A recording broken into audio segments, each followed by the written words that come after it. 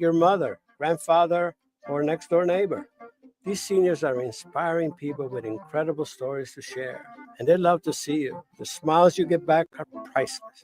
Delivering with Meals on Wheels is easy, and you don't have to drive like me for it to be quick. You can volunteer your lunch break once a week or just once a month. With 1 in 6 seniors facing hunger and many more living in isolation, your lunch break can make a real difference. So, America, let's do lunch. Volunteer your lunch break at americaletsdolunch.org. This message brought to you by Meals on Wheels America and the Ad Council. Okay, Simon, what are you wearing right now? Nothing. That's right. And what do people normally wear? Clothes. Exactly. So now Mommy's going to teach you how to dress yourself. Clothes keep us warm, they look good, and if we go out without them, the neighbors will talk. So it's important to know how to get dressed. Here's how it's done. Underwear always comes first, name tag at the back, then pants, then shirt. Get the first button in the right hole or you have to start all over. If you're wearing tie, it goes over, round, through, and pull tight. Tuck your shirt into your pants and zip up your fly. Socks going first, then shoes right on right, left on left. With shoelaces, just take the ends, cross them over, switch the loops. The rabbit goes down the hole, pull tight, and you're left with bunny ears. I love bunnies. Good to know. Now remember, spots don't go with stripes, socks don't go with sandals, and if you've tucked in your shirt, wear a belt. Got it? Why are your pants on your head? Most parenting is hard to do in just 2 minutes. But spending just 2 minutes twice a day making sure they brush their teeth is easier and could help save them from a lifetime of tooth pain. For fun 2-minute videos to watch while brushing, visit 2min2x.org. That's 2min2x.org. A message from the Partnership for Healthy Mouths, Healthy Lives, and the Ad Council. It's the Worldwide Sports Radio Network. Warriors and former Team USA head coach Steve Kerr made news on Tuesday saying that the up pace of play in the NBA, combined with the lack of built-in rest days, is leading to the rash of soft tissue injuries. With a number of stars already out this season, Kerr's words may finally make an impact on the league, which he believes won't change due to the dollars and cents decision makers hold so dear, much to the detriment of the product and long-term success of its players.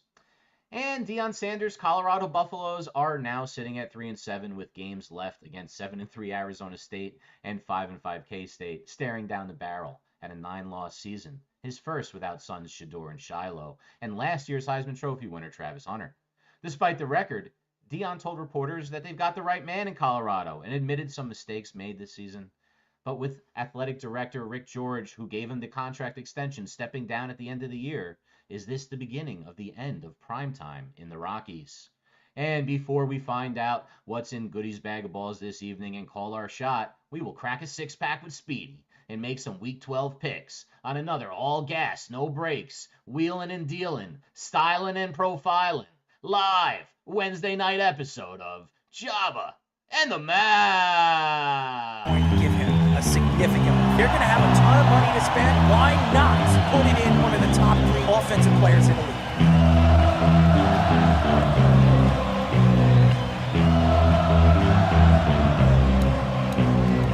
We're going to be looking at Aaron Judge and saying that he can't win the big game.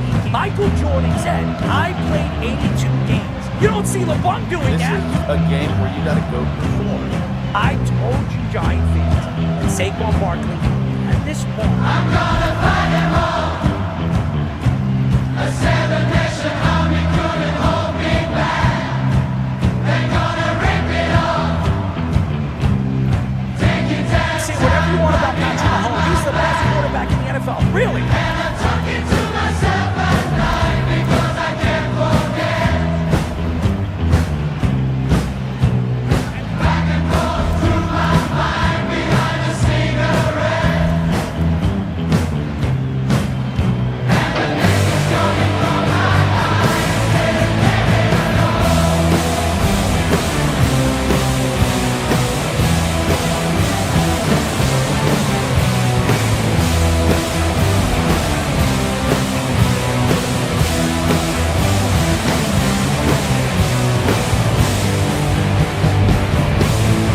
Let's do it. Listening to Jabba and the Mouth. It's 3-1. 6-7-2. 31-08 is the number to call. You're listening to Jabba and the Mouth. You know who I am? I'm Cheryl Marks, my co-host. Jabba Kirkland and Speedy Pete. The producer, Mr. Aaron Fishman, on the board tonight. There is no Tommy Poop. He's home. He's sick. Hopefully he gets better. On the back end, we have Nathan, a.k.a. the NR Hour. Our PR man himself, Nathan, a.k.a. Mr. Willie Wops. And Jarrett, our intern. So shout out to all the guys tuning in and helping us on the back end. Go to our website at www.worldwidesportsradio.com. Check out all our shows throughout the week, including Jabba and the Mouth every single Mondays and Wednesdays at 7:30 p.m.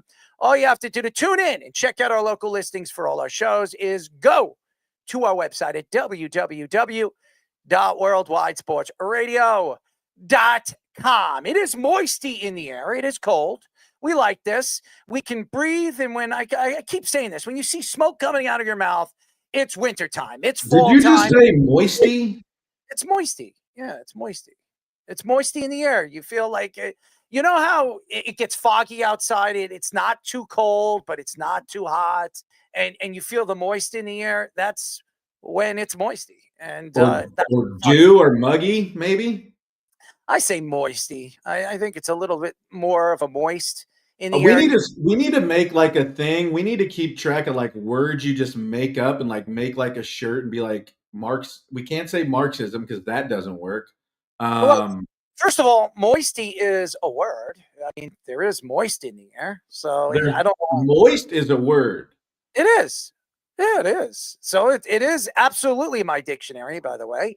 And I feel that when it is, and by the way, when my bones start hurting me with all the injuries that I've had in the past, I know that it's not too cold, it's not too hot, and there's some kind of like moist in the air. And that's how I feel. And it usually happens on these kind of nights because I was outside, I was walking before I come into the show. I always do I do a walk around the block. It kind of gives me that adrenaline rush.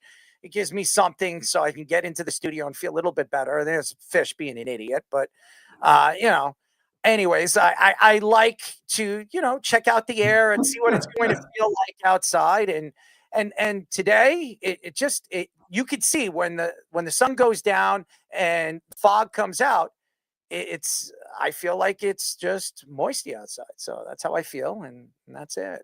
But nevertheless, it's been a crazy, so far, short week for me. I've really been working on some things for what we're going to be doing moving forward.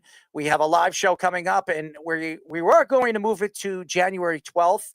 It's now going to be January 13th. We're right now trying to get things together, who we're going to get in to do some Q&As with us and some interviews with us and have a little fun with the fans. And once we have all that information, ladies and gentlemen, we will definitely announce it on our show. But like I said, it's not easy setting up live events. And I know a lot of people sitting here today saying, oh, well, I've done it before. I do a lot of live events when it comes to DJing and, emceeing parties and events. And I'm actually doing one December 6th. I'm doing a runway show where I'm going to be emceeing, DJing this big runway show. And I will do an announcement. It's going to be held in Queens. There's going to be about 160 people there, a lot of different people, maybe some stars, movie stars that are going to be there to show up. And I was asked to host it and DJ it. And I'm actually going to have a sit down on Friday with the designer. So that'll be fun. I always love those things. And I'm into fashion. And I love what he's doing right now. So once I get all the particulars put together, I will definitely make an announcement. So if you're a clothing fan or you like different new styles and the European look that's out there right now, I could definitely tell you this guy's one of the best that I've seen that's coming up and moving forward in his line of clothing. So it's fun. But it's crazy because you think about it.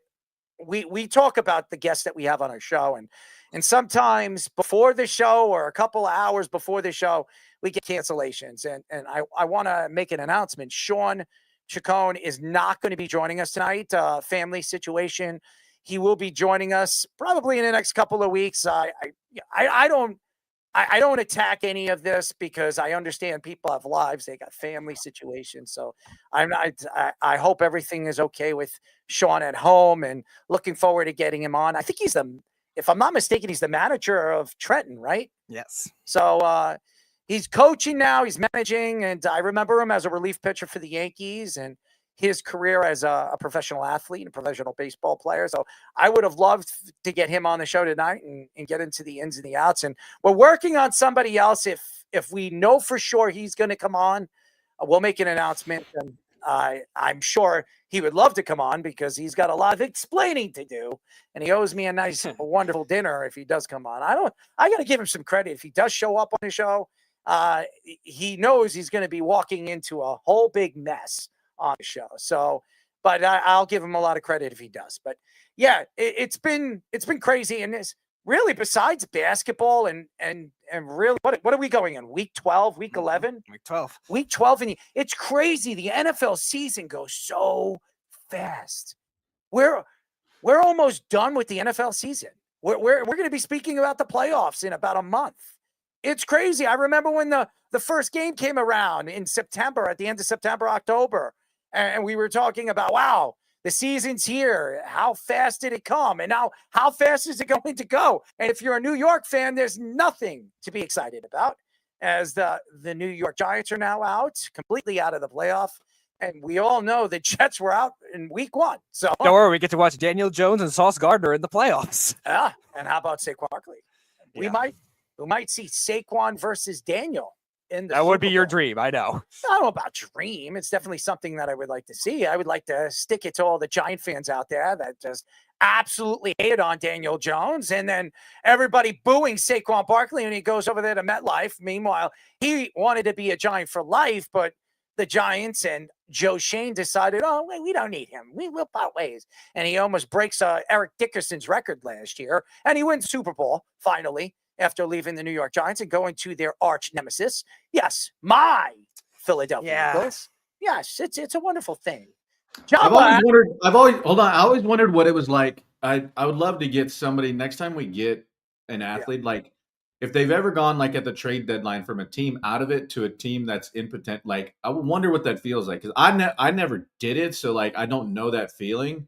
But what it's like to go maybe from one extreme to the other, like, yeah, we're in it. I get traded because they're yard sailing. That's fantastic. We haven't had him on with you, Jabba, but our friend Kenyon Barner won back-to-back Super Bowls with 2 different teams, and then he won 3 total. And he told Errol he would send him his Patriots championship ring. He was actually going to send me his Patriots jersey signed by him, which I didn't want. And I told him, you can keep it. I don't want anything with the New England Patriots logo on anything. But Kenyon Barner is a great guy. And by the way, me and him have kind of like the same dressing style. So we have the same, get-ups. The way we shop in the same places. And you're both Tauruses. And we're both Tauruses. I think I was born. What's that? What's a Taurus?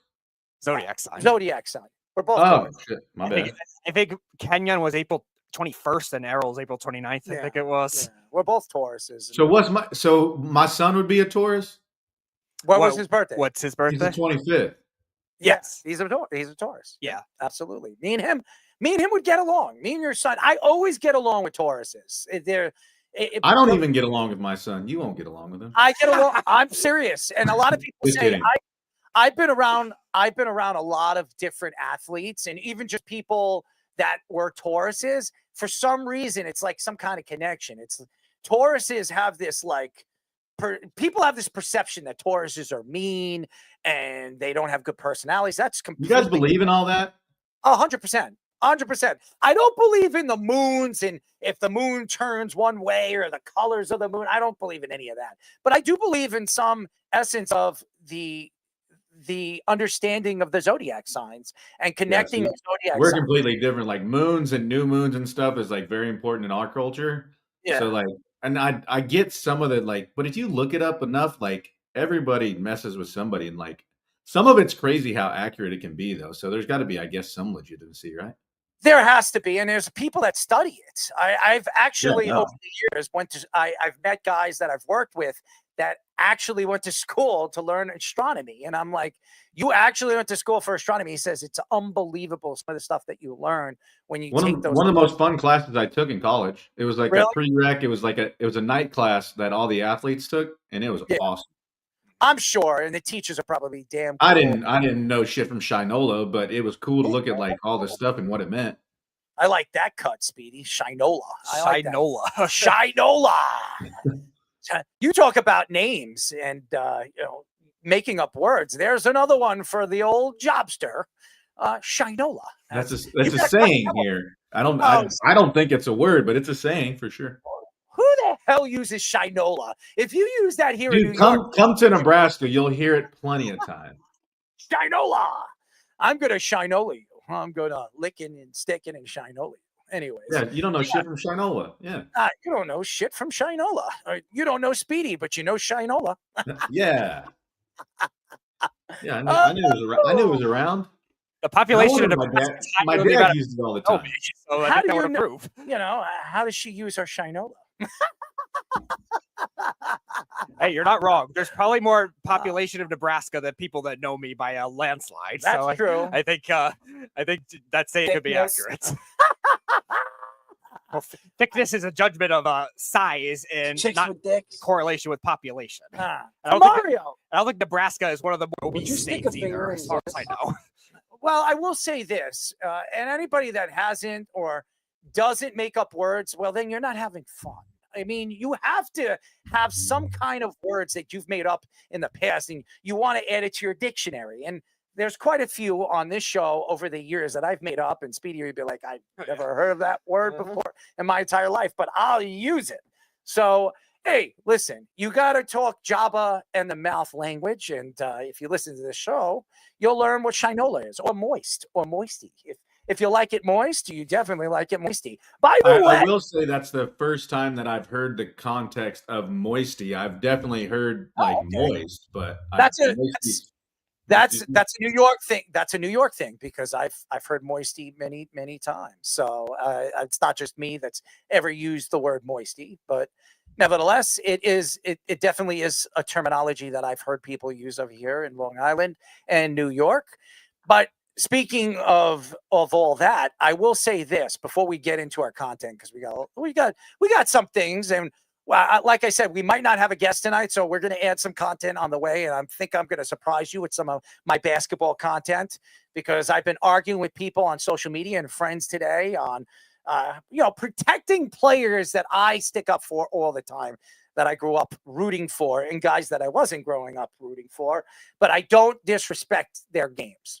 But I will say this, when you sit back and you argue sports, and everybody has their own opinion, and you go on social media and some of the takes, the MMA UFC take over the last 24 hours has been hilarious. And the fact that these guys actually come out and tell me that Islam is a stand-up fighter, and he's a good stand-up fighter, he's a all-around combination fighter, that's absolutely wrong. And I don't care what you argue with, and you can say whatever you want.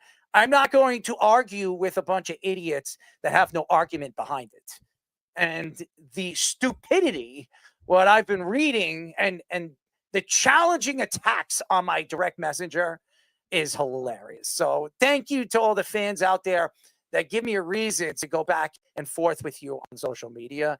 I am not a social media guy. I have guys running my social medias because I don't even want to waste my time arguing with you idiots. But I love it. It's definitely something. When you call me a demon or I demonize certain things when it comes to sports, it makes me laugh. So that's all I'm going to say.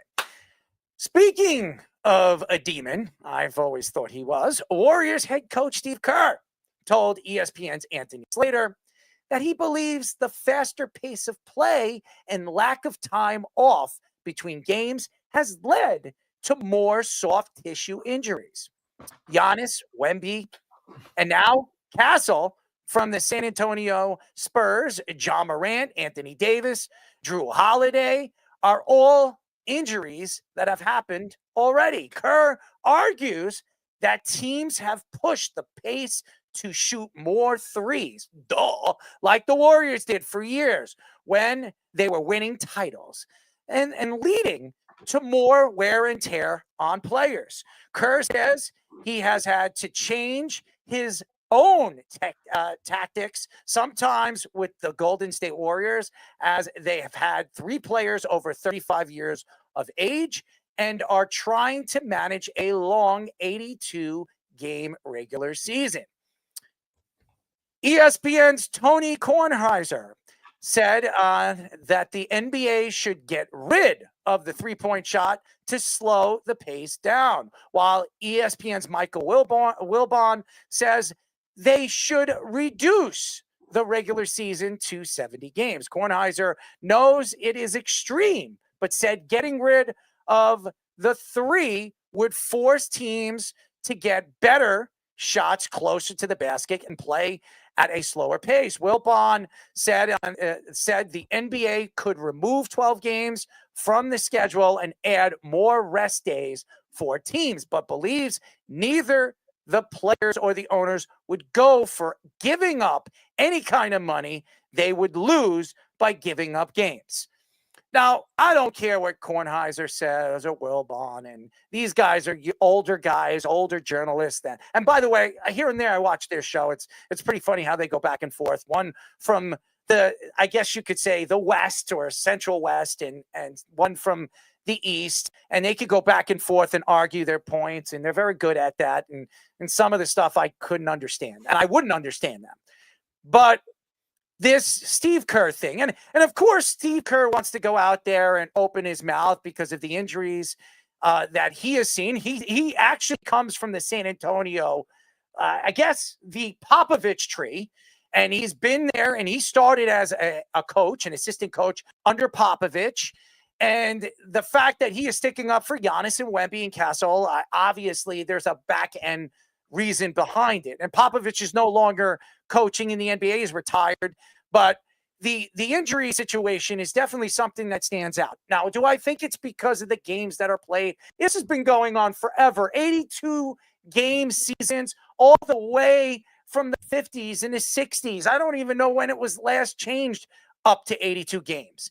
What I do know that there's enough players on a bench. There's 13 players, and all of them are getting paid millions and millions of dollars. It doesn't matter if it's the 13th guy, the 14th guy, or how many guys are on the bench. They're making millions of dollars. There is no excuse on why there has to be singled out games or games that need to be split up because these guys need a rest or they're getting too much tissue injuries. Everybody gets injured. This is not a full contact sport. It's not. And now that LeBron James is in the league, and when you lay a pinky on him, you're going to a free throw line, or you have James Harden double dribbling every single time he goes to the hole, and he's holding the ball five or six steps. There is no excuse to the change of the NBA on why they want to reduce games or even bring in more reduced time for players to get better or save time that they can sit the bench and ride the bench. LeBron James plays 67, 66 games in a season. And this guy, he was doing it at the top of his game. When he was in Miami, he would play 68 games and then sit out the rest of the games because he's getting ready for the playoffs. And for years, Greg Popovich said, hey, you know what? I don't have to play some of my star players back-to-back days. I have enough players that, and I run a completely different offense and defense where I can play enough players and win most of those games or some of those games even without starting my stars. And we've seen this before, but Michael Jordan never did that. Scottie Pippen never did that. Patrick Ewing, Charles Oakley, John Starks, they never did it. Hakeem Olajuwon never did it. Charles Barkley, as long as he was healthy, never did it. Clyde Drexler, I could go on and on and on. As a matter of fact, Magic Johnson said over the last couple of years when a lot of different coaches were coming out and saying, oh, maybe we should cut the time out or cut the games out. It would be better for basketball and better for better basketball and more competitive basketball. How do you assume it's going to be more competitive basketball if you're cutting down games? That's what I want to know. And here's another thing that doesn't make any sense to my thoughts on Steve Kerr's perception of the way the league is transitioning in. If you care so much that players are getting hurt shooting the three, why did you even push it and bring it more to the league when you did? When Mark Jackson was coaching the Golden State Warriors, he preached defense. He preached defense. That's what he was. Mark Jackson was all about get back, play defense. Now, did it work for the Golden State Warriors at the time with a young Steph Curry and a Klay Thompson, maybe Draymond Green? But this was a young team trying to figure out what their identity was. When Mark Jackson eventually parted ways, or they parted ways with Mark Jackson and brought Steve Kerr in and brought in a triangle offense and a different style of offense, the chucking up threes started to really become more apparent to the way they wanted to run their offense. And that doesn't mean that Steph Curry isn't the greatest three-point shooter we've ever seen, or Klay Thompson that doesn't have the fastest release I've ever seen, because both guys were special shooters. Both guys are Hall of Famers, as they call themselves, the Splash Brothers. But what bothers me more than anything is when you have a coach that won multiple championships, who believed in the way the NBA process was when he took over this team and the pace of the game and how he ran this team really at that speed pace, that shooting pace, where they were chucking up 35 to 43 pointers, and he didn't have a problem with it. Why now that the players are 35 years old and they're at the tail ends of their career, where he's trying to make excuses or trying to find ways where they could cut out games or spread out some of the games where his players could be ready game in and game out? And then when you think about it, the NBA has really become a playoff game. Nobody cares about the regular season, including these players. And we've seen this over and over and over again. We've heard players and even analysts. Charles Barkley came out last year on TNT and he said these players don't really start playing until 3 weeks before the season is over, when they're playing or fighting for a playoff spot, or they're getting ready for the playoffs and they want to make sure that they're 100% healthy or the team is working in sync with one another. Charles Barkley came out and said it. He says, this has ruined the game. And really, the transition of the game where Charles Barkley, some of the great players from that dream team of 92, when we talk about, I would believe, the best assembled team I've ever seen, with John Stockton and Karl Malone and Magic Johnson and Larry Bird and Robinson. And I'm not going to mention Christian Laettner because you know my opinion to that. Michael Jordan, Scottie Pippen, and all those guys.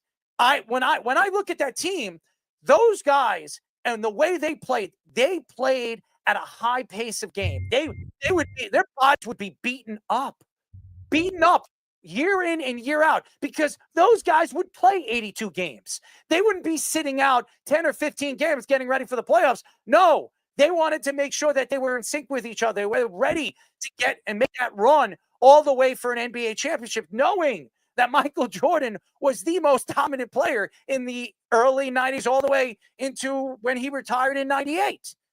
I honestly believe when you think of guys like Steve Kerr, Greg Popovich, and even over the years, Pat Riley, complaining about the way the games are really really put together before the season started and how they schedule these teams and schedule games. I think a lot of these guys are the coaches that really have pushed the game to that next level. Here's another guy, Jeff Van Gundy. Jeff Van Gundy, who's become a coach again. He's an assistant coach. Who's the assistant coach for right now? Is it the Celtics? He's an assistant coach somewhere. I don't remember what team I've seen him on. But Jeff? The Clippers. All right. So Jeff Van Gundy is a guy who lost all his hair, by the way, and probably coaching basketball. The one thing that I couldn't stand more than anything was the pace that Jeff Van Gundy liked to run his defenses with the New York Knicks. And it looked like he was wearing out some of those players, the Chris Childs of the world, which we'll get on the show again, and the Charlie Wards and the Patrick Ewings and Charles Oakleys and Xavier McDaniels, all those guys, Anthony Mason.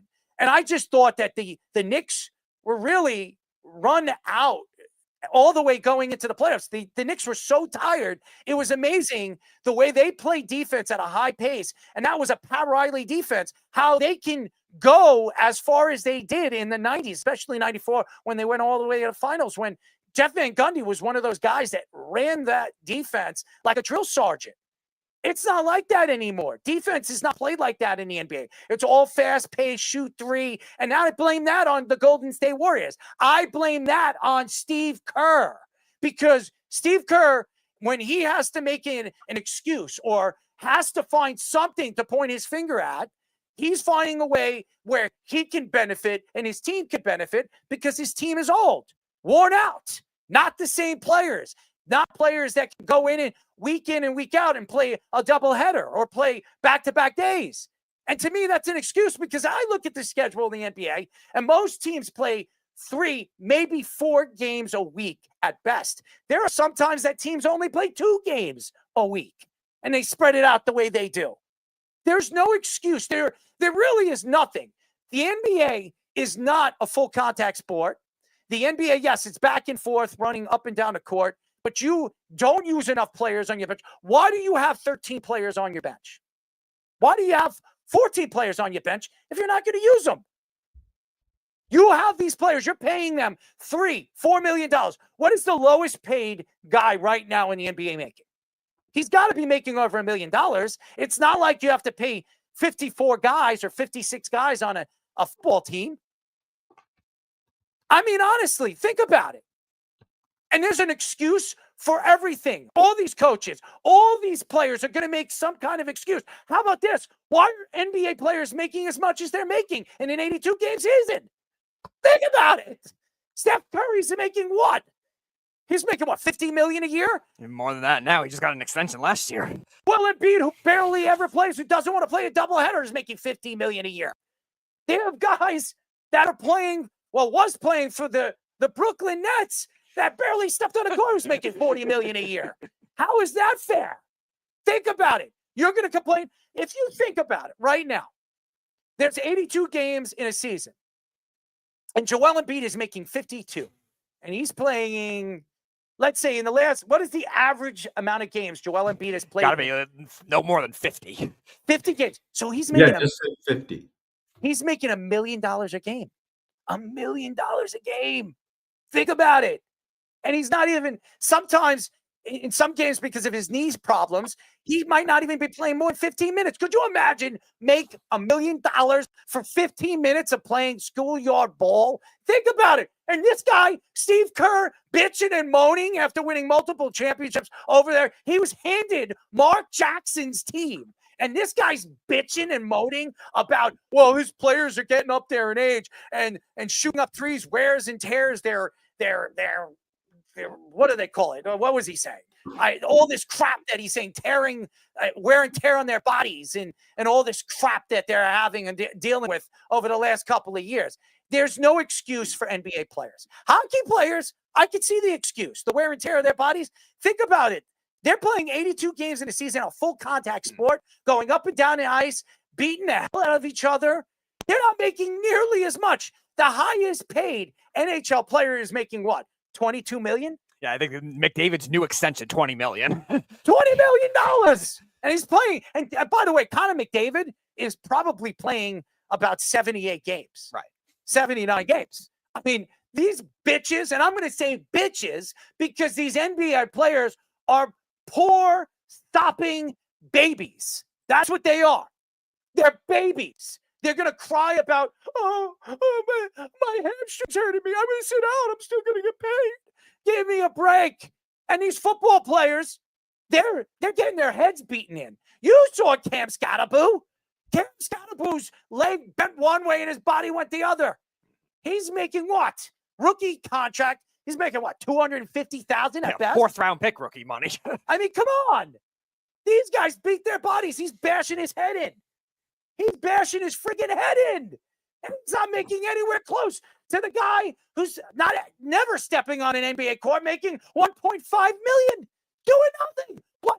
Handing a ball to the coach when the ball goes out of bounds? There it is. Scottaboo is 4 years, $5.27 million. Great. That's great. We're bringing up a rookie 5 point. What is that? This is a reason to put Scottaboo on the screen. Was that a contract? Was that a new contract? Because how does a rookie who's a 4th round pick get $5.2 million? Yeah.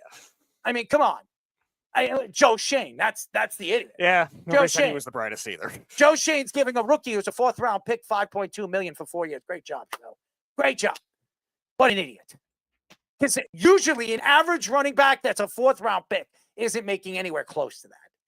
They're making, Kareem Hunt, I remember when he was a rookie with the Chiefs. No, was it the Chiefs? Yes. It was the Chiefs. He was making like $250,000. He was but don't they slot their money?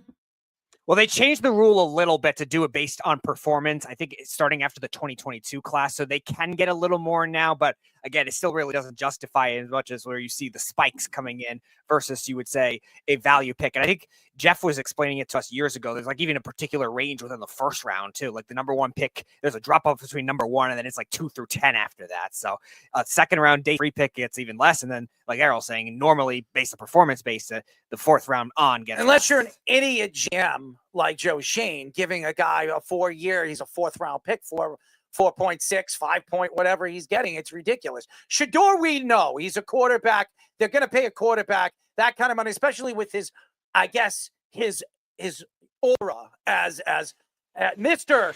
Yes, Mr. Prime Blind. That's his new nickname. Yep. I got a whole story up right now on the Worldwide Sports Radio Network. I wrote a beautiful story about Mr. Prime Blind. That's his new nickname. I've given Mr. Shedeur Sanders his nickname, the Gremlin and Mr. Prime Blind. Okay, and there's a reason why. And if you read the story, you'll see why I gave him that wonderful nickname. But the fact is a lot of coaches are finding ways to make excuses. I'll give Tom Thibodeau a little bit more credit than a lot of people probably don't give him. He didn't care. He didn't care how many players were on his bench. He made sure that if he had superstar players and he wanted to push his superstar players, it doesn't matter if there was doubleheader, back-to-back games. It didn't matter if they had to play 3 games in that week. He is playing his guys 44 to 48 minutes. Did it help the Knicks in the playoffs? No. But he was all about pushing his players to that next level. He wanted to make sure that he kept these guys in physical, great condition. Now you have guys like Steve Kerr, who, he doesn't care that he has 3. Well, he cares that he has 2 or 3 35-year-old players, but he doesn't care the fact that the way the league and the way the league has transitioned and the way the NBA has transitioned, the way the Golden State Warriors has transitioned in the game, now that they're old and they can't do the things they used to could do, or they couldn't really keep up the way they played in those days, they're now all of a sudden backlashing on the way the NBA should change the rules of the NBA because it doesn't work out for them. Yeah, and they also look at the hypocrisy of it too. Like you said, Steve Kerr is the one that really accelerated the 3-point process. Obviously, he was already going up anyway because in the 2000s, even in the early 2000s, there was some very skilled guards that were coming into the league too. But the 3-point revolution really started because of him and because of the Splash Brothers with the Golden State Warriors. So him coming out and saying, "Oh, now all of a sudden it's a big problem at the pace of play. There's too much transition game." Well, you were the one that accelerated. Greg Popovich was the one that kind of started the transition game, the makeshift transition game, but he wasn't like bullish on the volume of threes that were being made. You accelerated to another level. So it's a copycat league, like we say with other sports. Teams are going to duplicate that. And now you're seeing these teams build on a different level of it. Big men that can shoot, big men that can ball handle, which ups your way of thinking with the Splash Brothers. Granted, they still won another championship in 2022, but still, they've accepted it to another level where these bigs or ball handlers like Luka Doncic and Jason Tatum, guys like that, are the ones taking the ball up and moving the ball, spacing the floor very well. And that's all going to come because of the faster style of game that you transition. Speedy, do you believe the balls of this guy complaining about teams, pacing themselves and shooting threes when he has pushed his team to that level all these years, and now all of a sudden, teams are copycatting him, and they're tearing and wear and tear their bodies because they're going up and down the court trying to chuck up threes. And he was the one that really, I wouldn't say brought it to the league, but he's really revolutionized that style of game. Yeah. Now he's the one that's complaining about it? Yeah, he's the one that accelerated it to the level that it's gotten to and as quickly as it got to, because obviously the 3-point shots existed in the NBA since the 80s, but it wasn't really like the predominant thing probably up until maybe the mid 2000s. Like there were more good 3-point shooters when guys like Jamal Crawford and guys like that came in the league, those shooting specialists, Kyle Korver, but it wasn't accelerated where everybody had to shoot. Like pretty much you have to shoot now if you want to get drafted into the NBA or sign even a 10-day contract to get into the NBA now. If you're a big man that can't shoot, look at all these big men that get released or they get signed to minimum base contracts. Like the Nets signed like Andre Drummond and DeAndre Jordan to $1 million deals. Who's the kid that Portland drafted a couple of years ago? Scoot Henderson. Scoot, he couldn't shoot. Yeah. And look, Scoot was the 2nd pick right behind Wembanyama. I think it was 2nd. Yep. And he's not even in the NBA anymore. I don't even think he's on the team. I think he's playing in the G League. He's in the G League. And Can't shoot. He's been up and down even last year. He is in the NBA. All right. Okay, but Jared, last year he was. Just shows you how much I watch the Portland Trailblazers and nobody cares. Not only that, because Scoot is not very good. Not only that, he was up and down last year. So they really never trusted his development because he can't shoot. Yeah, he's fast. Yeah, he's athletic. But if you can't shoot, especially as a point guard, it's very hard for you to make it. Now, going on to the other comments what the other guys were saying, you're not going to get rid of the three at this point like Tony Kornheiser wants to do because the players are developed now to be that way. So that's not going to happen. As far as reducing the regular season, I've always been fine with that. I think you want to reduce the season. Well, I think because you already see a lot of guys load manage anyway. We talked about it. Why would you bring the tournament into the NBA season? Oh, that's stupid too. I'm with you on that. But, okay, so why would you reduce the game? How could you reduce the game when all the other players in the 80s and the 90s were okay with it and they were doing just fine with it? Now all of a sudden, because these guys are prima donnas and making double the amount of money, triple the amount of money than the other players were making in the 80s and the 90s, you're going to say, oh, you know what? It's okay. Let's reduce the game. Let's get it over with. That's ridiculous, Speedy. Well, I'm absolutely judging it also more from what we always talk about. Oh, the NBA doesn't matter in it the regular doesn't matter season anymore. If you're going to make that kind of money, cut the money out of the way. Oh, I agree with that too. Like the cut it in half. NBA luxury tax is kind of a phantom thing. We've always seen teams try to work around it too. Obviously, we talked about the Clippers trying to work around it in illegal ways, but nevertheless, like. I always also said too, like because the NBA regular season doesn't matter, it's even more so when they expanded the playoffs a lot more too. I always was saying reduce the playoffs to 6 and teams. You know what Job is going to go with because he's a former player and he doesn't want to cut anything out when it comes to money. He wants the players to make more money, and I would say that a lot of athletes would say that make as much money as you possibly can. But here's the problem: if you're willing and able to do something like that. And I don't think the NBA is ever going to do that because ownership is not going to allow, unless LeBron James, the LJA, gets involved with it. And he steps in and says, well, my ankle's hurting me. I don't want to play 2 more years. Let's cut it down. Don't worry. LeBron will be fine reducing the salary. Now he's getting all his betting money from all those coaches. I got another posted story for that one too, by the way, ladies and gentlemen. You're going to love that one too.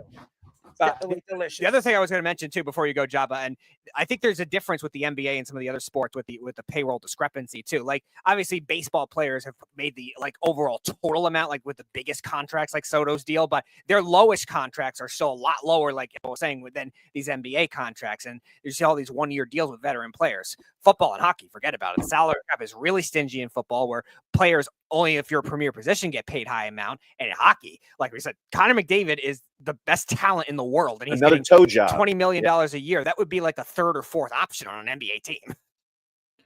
Yeah, it's weird. I mean, you see, NBA is weird to me because, like you brought up, Errol, it's like these dudes don't have to have as deep benches. So Wally Zerbeck for the last 5 or 6 years was making 13 to 19 million, and he maybe played 5 minutes. Some of these astronomical numbers that they're making in basketball, I just shake my head at sometimes. But yeah, I think from the season perspective, I think it's a little from the playoffs, how every series is 7 games. I mean, there's probably ways to break it, but I think the game has changed as we've seen a lot of these games change, and where the old school guys would be like, if we can do it, you can do it. Obviously, we're not adding games, which the NFL has, obviously, but where they have that number set in stone of what they're going to do, right? Like that they're taking the load management games off anyways. Hey, I want to play, 60 to 64 games or 62 to 66, whatever that. So do we incentivize the guys to actually is there a tier where if you play 65, 70, is there a bonus? Can you structurally do that in your contract?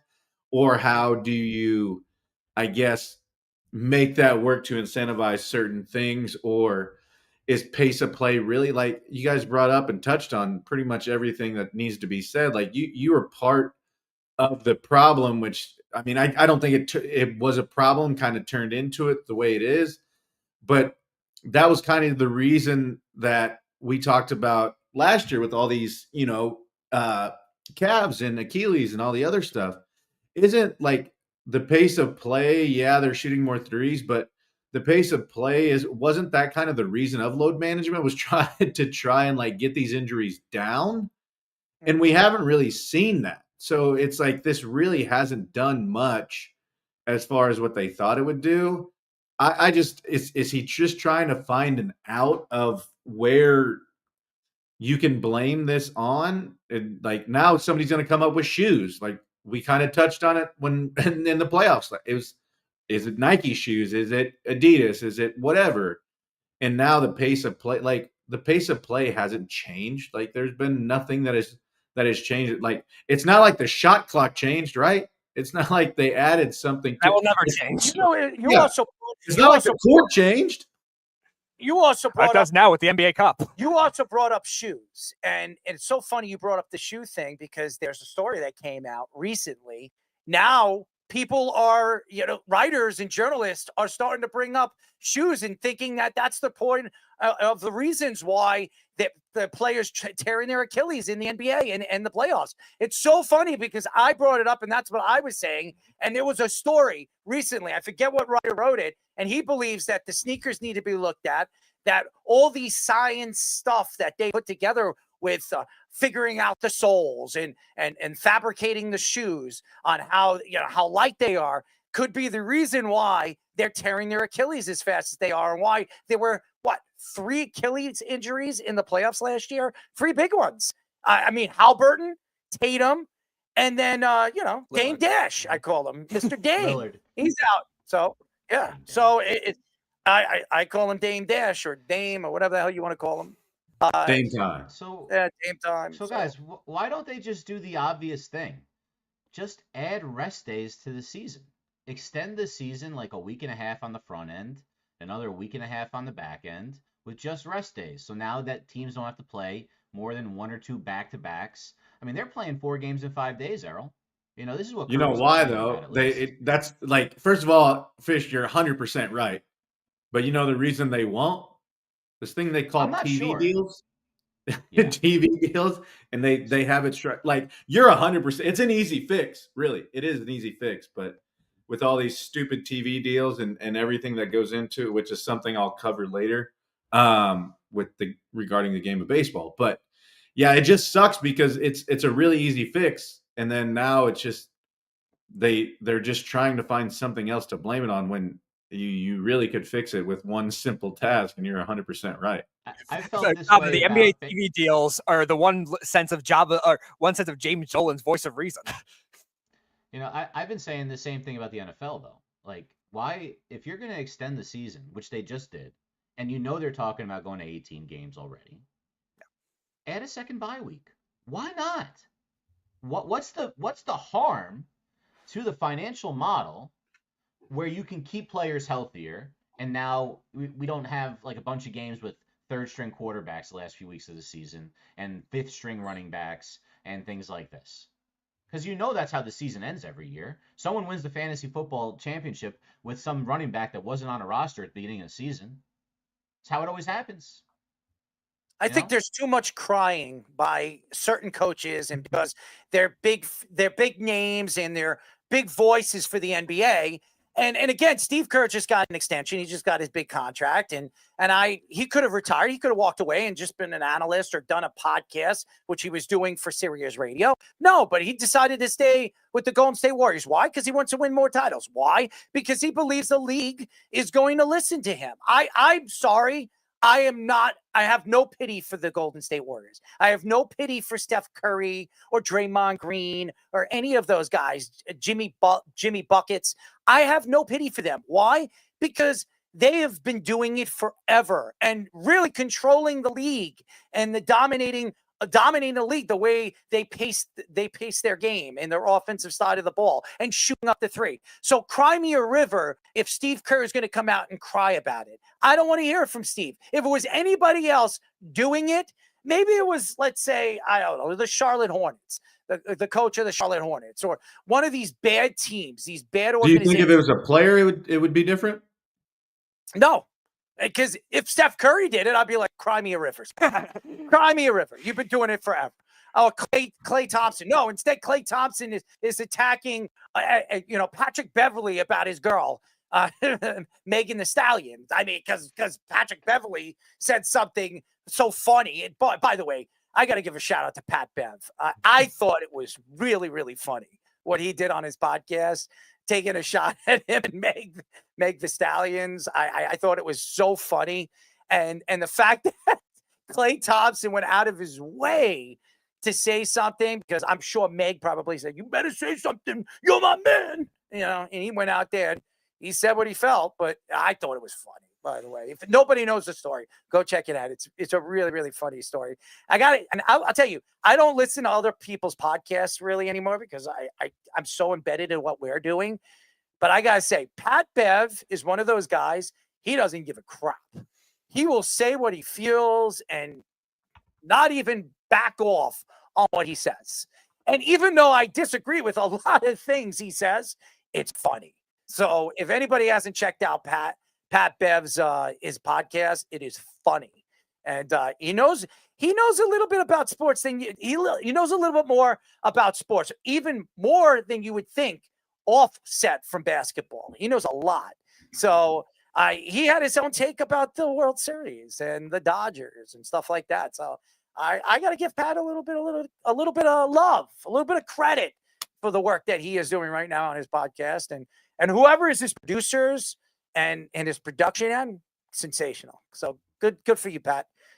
Definitely going to get picked up by one of the big networks. I think he's really, really funny.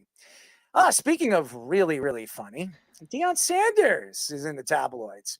Told reporters today, despite Colorado's 3-7 record this season, he still thinks he's the right guy to be there as their head coach. He asked for Colorado to just give him the opportunity and a little more time to rebuild the team in his image.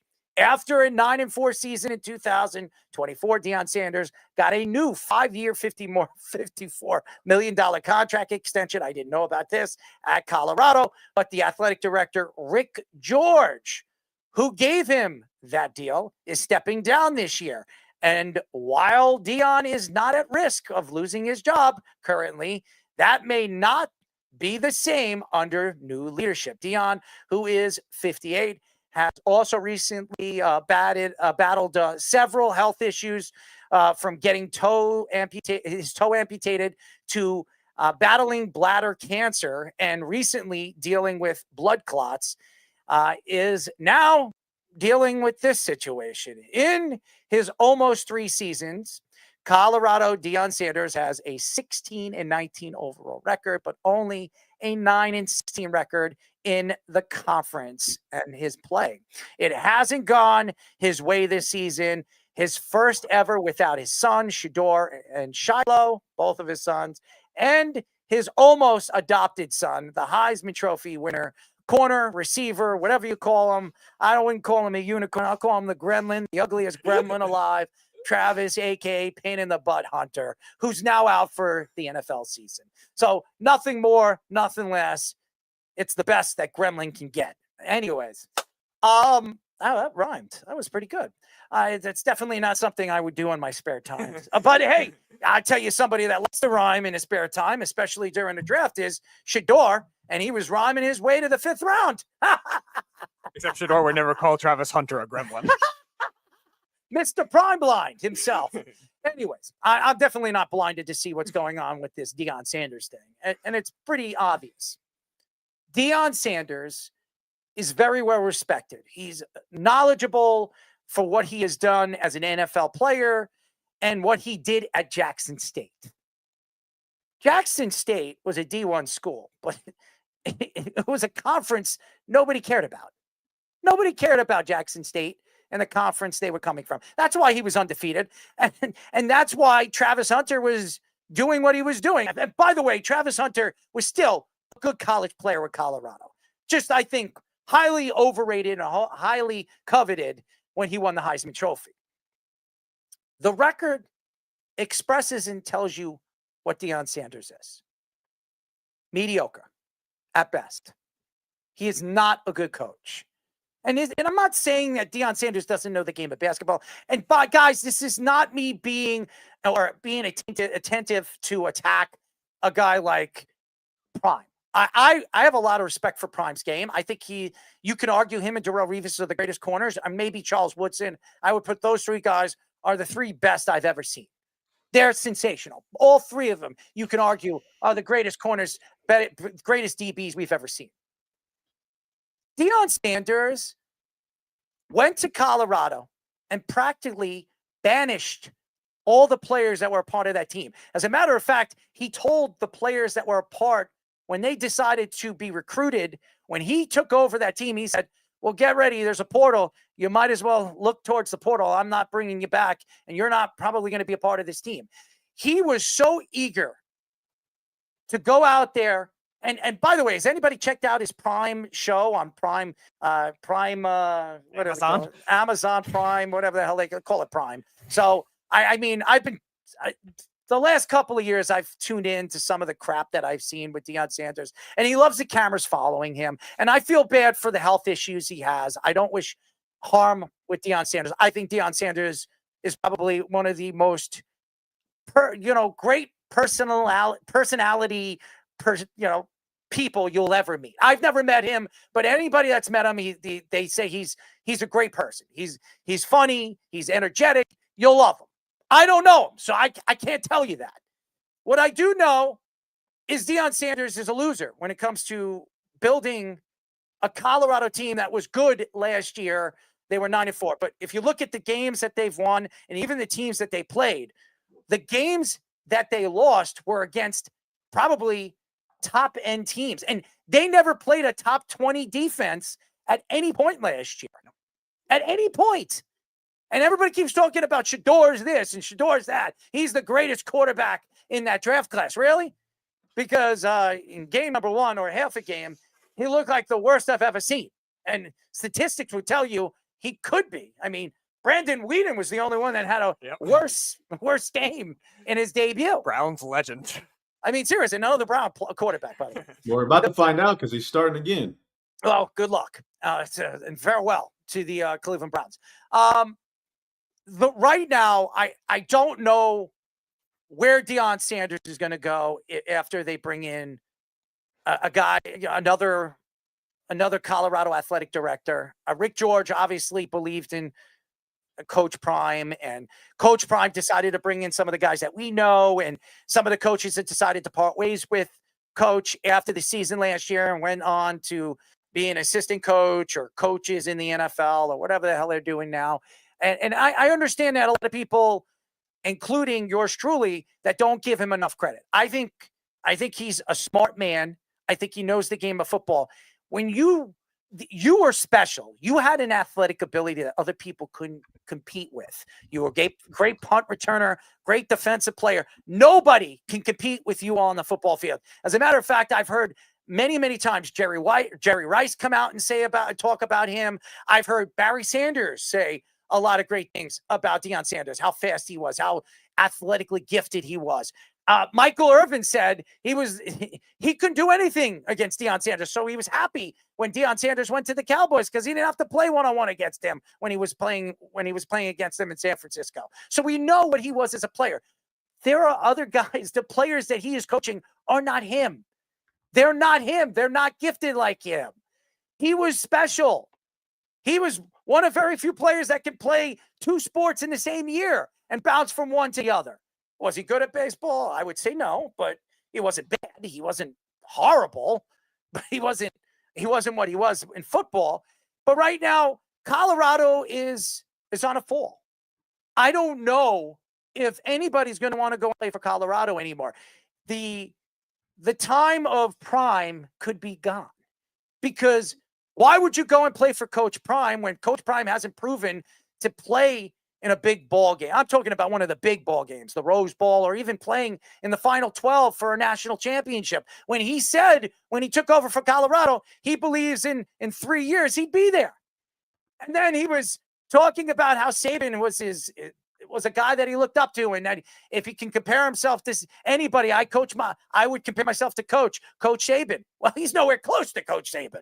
Not even close. I mean, Saban won how many national championships? 7 total, 6 at Alabama. Well, I remember 5 of them in my time. I mean, but I know he won in LSU, and I guess he won 6 in Alabama. But he's nowhere close to Saban. I don't think he's anywhere close to Dabo Swinney.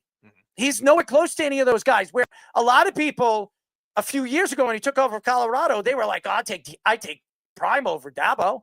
I take I take Prime over a lot of these big-time coaches, these big-name coaches, because players are going to want to go and play for him. But now when you watch Prime, you watch his documentary, do you really want to play for him? Because I've seen him off the field. Besides to his sons, besides to his adopted son, Mr. Gremlin himself, he's mean. And he's very straightforward to his players. You don't like the way I coach you? Go to the portal and get out of here. And that's not the way you coach teams. We mentioned a couple of coaches that just got a new job. There's one that just got a nice job at Virginia Tech. Mm-hmm. And I speak very highly of him. I saw what he did with Penn State. A lot of Penn State fans don't like him because he can never get him to a national championship. Fine. What is his record? What was his record at Penn State? Pretty damn good. He had 6 10-win seasons, whereas Deion Sanders has 16 total wins. Pretty damn good. I mean, Deion Sanders, think about it. Shador, who was a predominant number 1 pick or first-round draft pick, and Travis Hunter, who won a Heisman Trophy. We've seen what he's done in the NFL in his first year. Really nothing. And Shador, in a half a game, and I know what Jabba said, we'll see what he does in his first full game. I don't know if you're going to see much more than what we saw in game number 1. The fact here is, can he teach young guys the game of football? That's the question. And I understand that he to me, the talent that he was on a football field and what we've seen 2 players go to the NFL. Actually, 3. Shiloh got a contract with the Eagles. I don't know how that happened. Maybe just because his last name is Sanders. He was dropped by the Buccaneers, and all of a sudden the Eagles took a chance with him. And what? He's sitting the bench as number 50, 56, or 55. He might as well be a punt returner or a punter. He should be a punter. Shiloh should be a punter. Deion Sanders right now has proven to me he's not a coach. And maybe I don't think, and by the way, thank God the Cowboys didn't hire him. I could say that. I don't know if he can. So you're saying the Cowboys made a smart move? Jerry Jones did the right thing. Brian Schottenheimer is not awful, Java. No, he's not. Believe it or not. No, definitely not. They have one of the best offenses in the league right now. So the fact here is Jerry Jones did the Cowboys right. And Colorado right now, they're in a shitload of trouble. Excuse my language, because they just gave him an extension of 5 years, $54 million. And I don't know if he's going to last with the new regime. As a matter of fact, if I was a new director, I'm saying to myself, do I want to deal with Coach Prime when I'm trying to recruit players and bring in a new style of offense, a new style of perception of Colorado football? The answer would be no. I don't want to deal with Prime because we've seen what Prime does behind the scenes. He is uncontrollable. He speaks out loud, and he doesn't do the right thing for the director. When the director comes out at the end of the season or even beginning of the season, when he's going over some of the moves that they made, the first thing the director is doing is not challenging the coach. Well, guess what? Now, this is not his coach. You're going to come in and you're going to challenge everything Prime does because he's not your guy. So, to me, the first thing Colorado needs to do is fire Prime because it's never going to work. It never works when you bring in a new director. A director like Rick George who believed in Prime because he extended him and all of a sudden just bounced. He didn't get fired. He bounced. He said, you know what? Screw this. I don't want to deal with this anymore. I'm not stamping my name to this anymore. I'm done with this.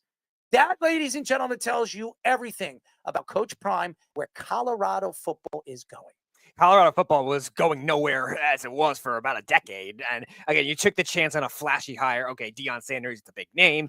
I'm going to get more recruits this way. I'm going to get more 5-star talent. And it still was not the same case because Deion Sanders, we talked about it last year, transferred 66 new guys all at once. Some exited the transfer portal. One safety even came out and said how abusive he was and how abusive his son was at certain points.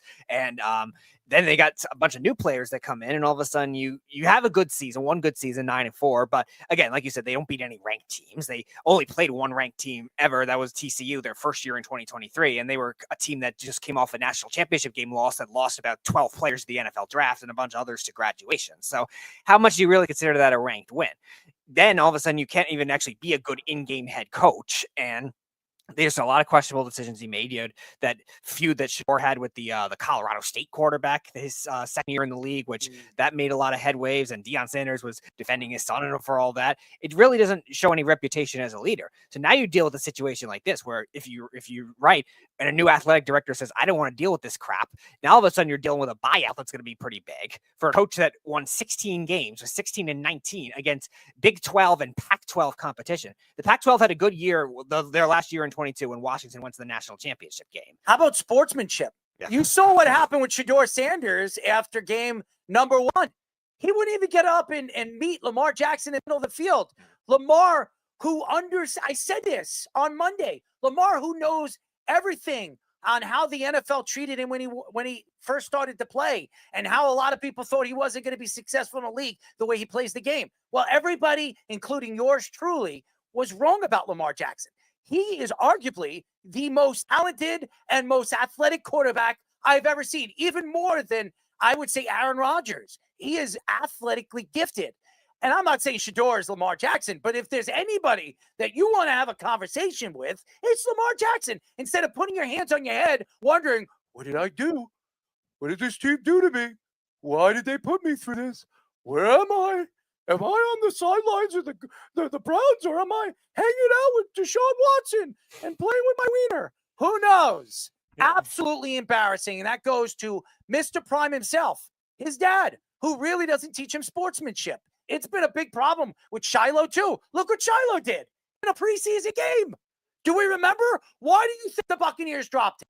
Oh, I am sorry.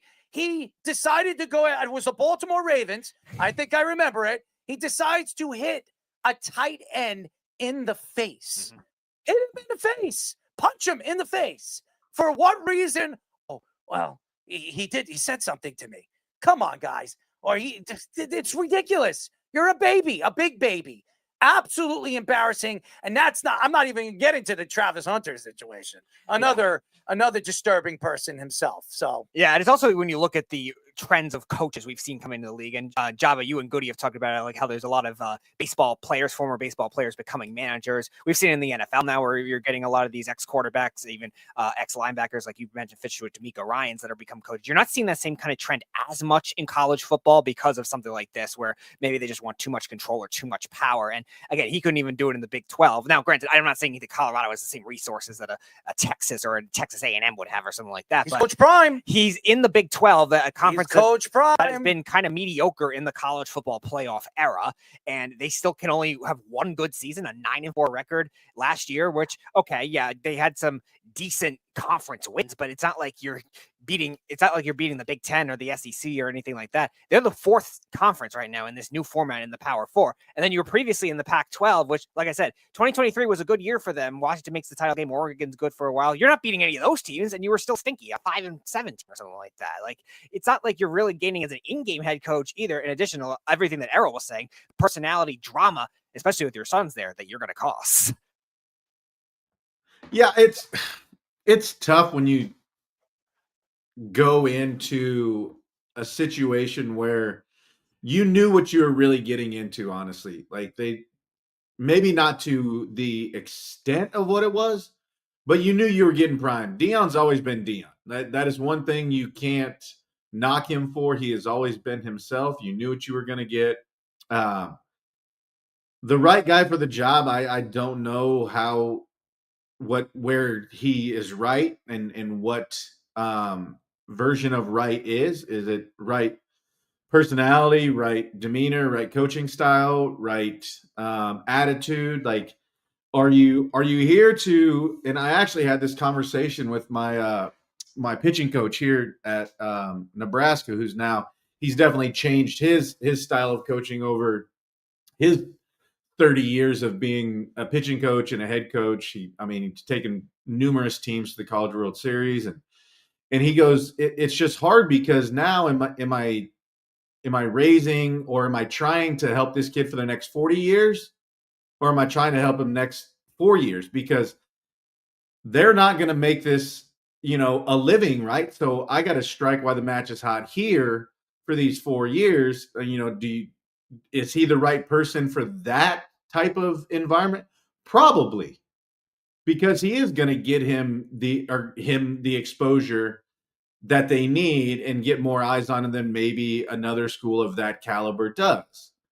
But also at the same time, you brought up his kids, and obviously there's no book on how to raise a parent. So I'm not even going to talk about what his kids are, whatever decision, because you don't know, you're not in that household. You can't talk to them as a parent. You see the way they act. Is that sometimes a reflection on you as a parent? Yes, but sometimes it's not. Sometimes they're adults. They have to grow up and do that themselves. So it's just hard to what is that right for him to, be the mentor, or at the same time be like, hey, I understand this game has changed and you have to make your money in these 4 years. I'm the right person to do that. Well, he's certainly about making money. He'd maybe not be about paying debts. A story came out 3 hours ago, Errol, that Shiloh Sanders owes yet another law firm about $170,000 that he didn't pay, stemming from that incident when he was a kid. Security guard, yeah. He hit the security guard. I'm reading it right here. Leaving the security guard in 2015. I think he was a 15-year-old kid with severe and permanent injuries, including a broken neck, damage to his cervical spine, permanent neurological injuries, and irreversible incontinence.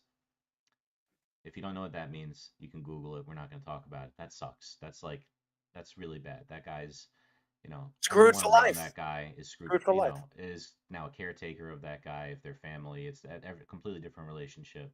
He never paid him, and he filed for bankruptcy Because of Pops.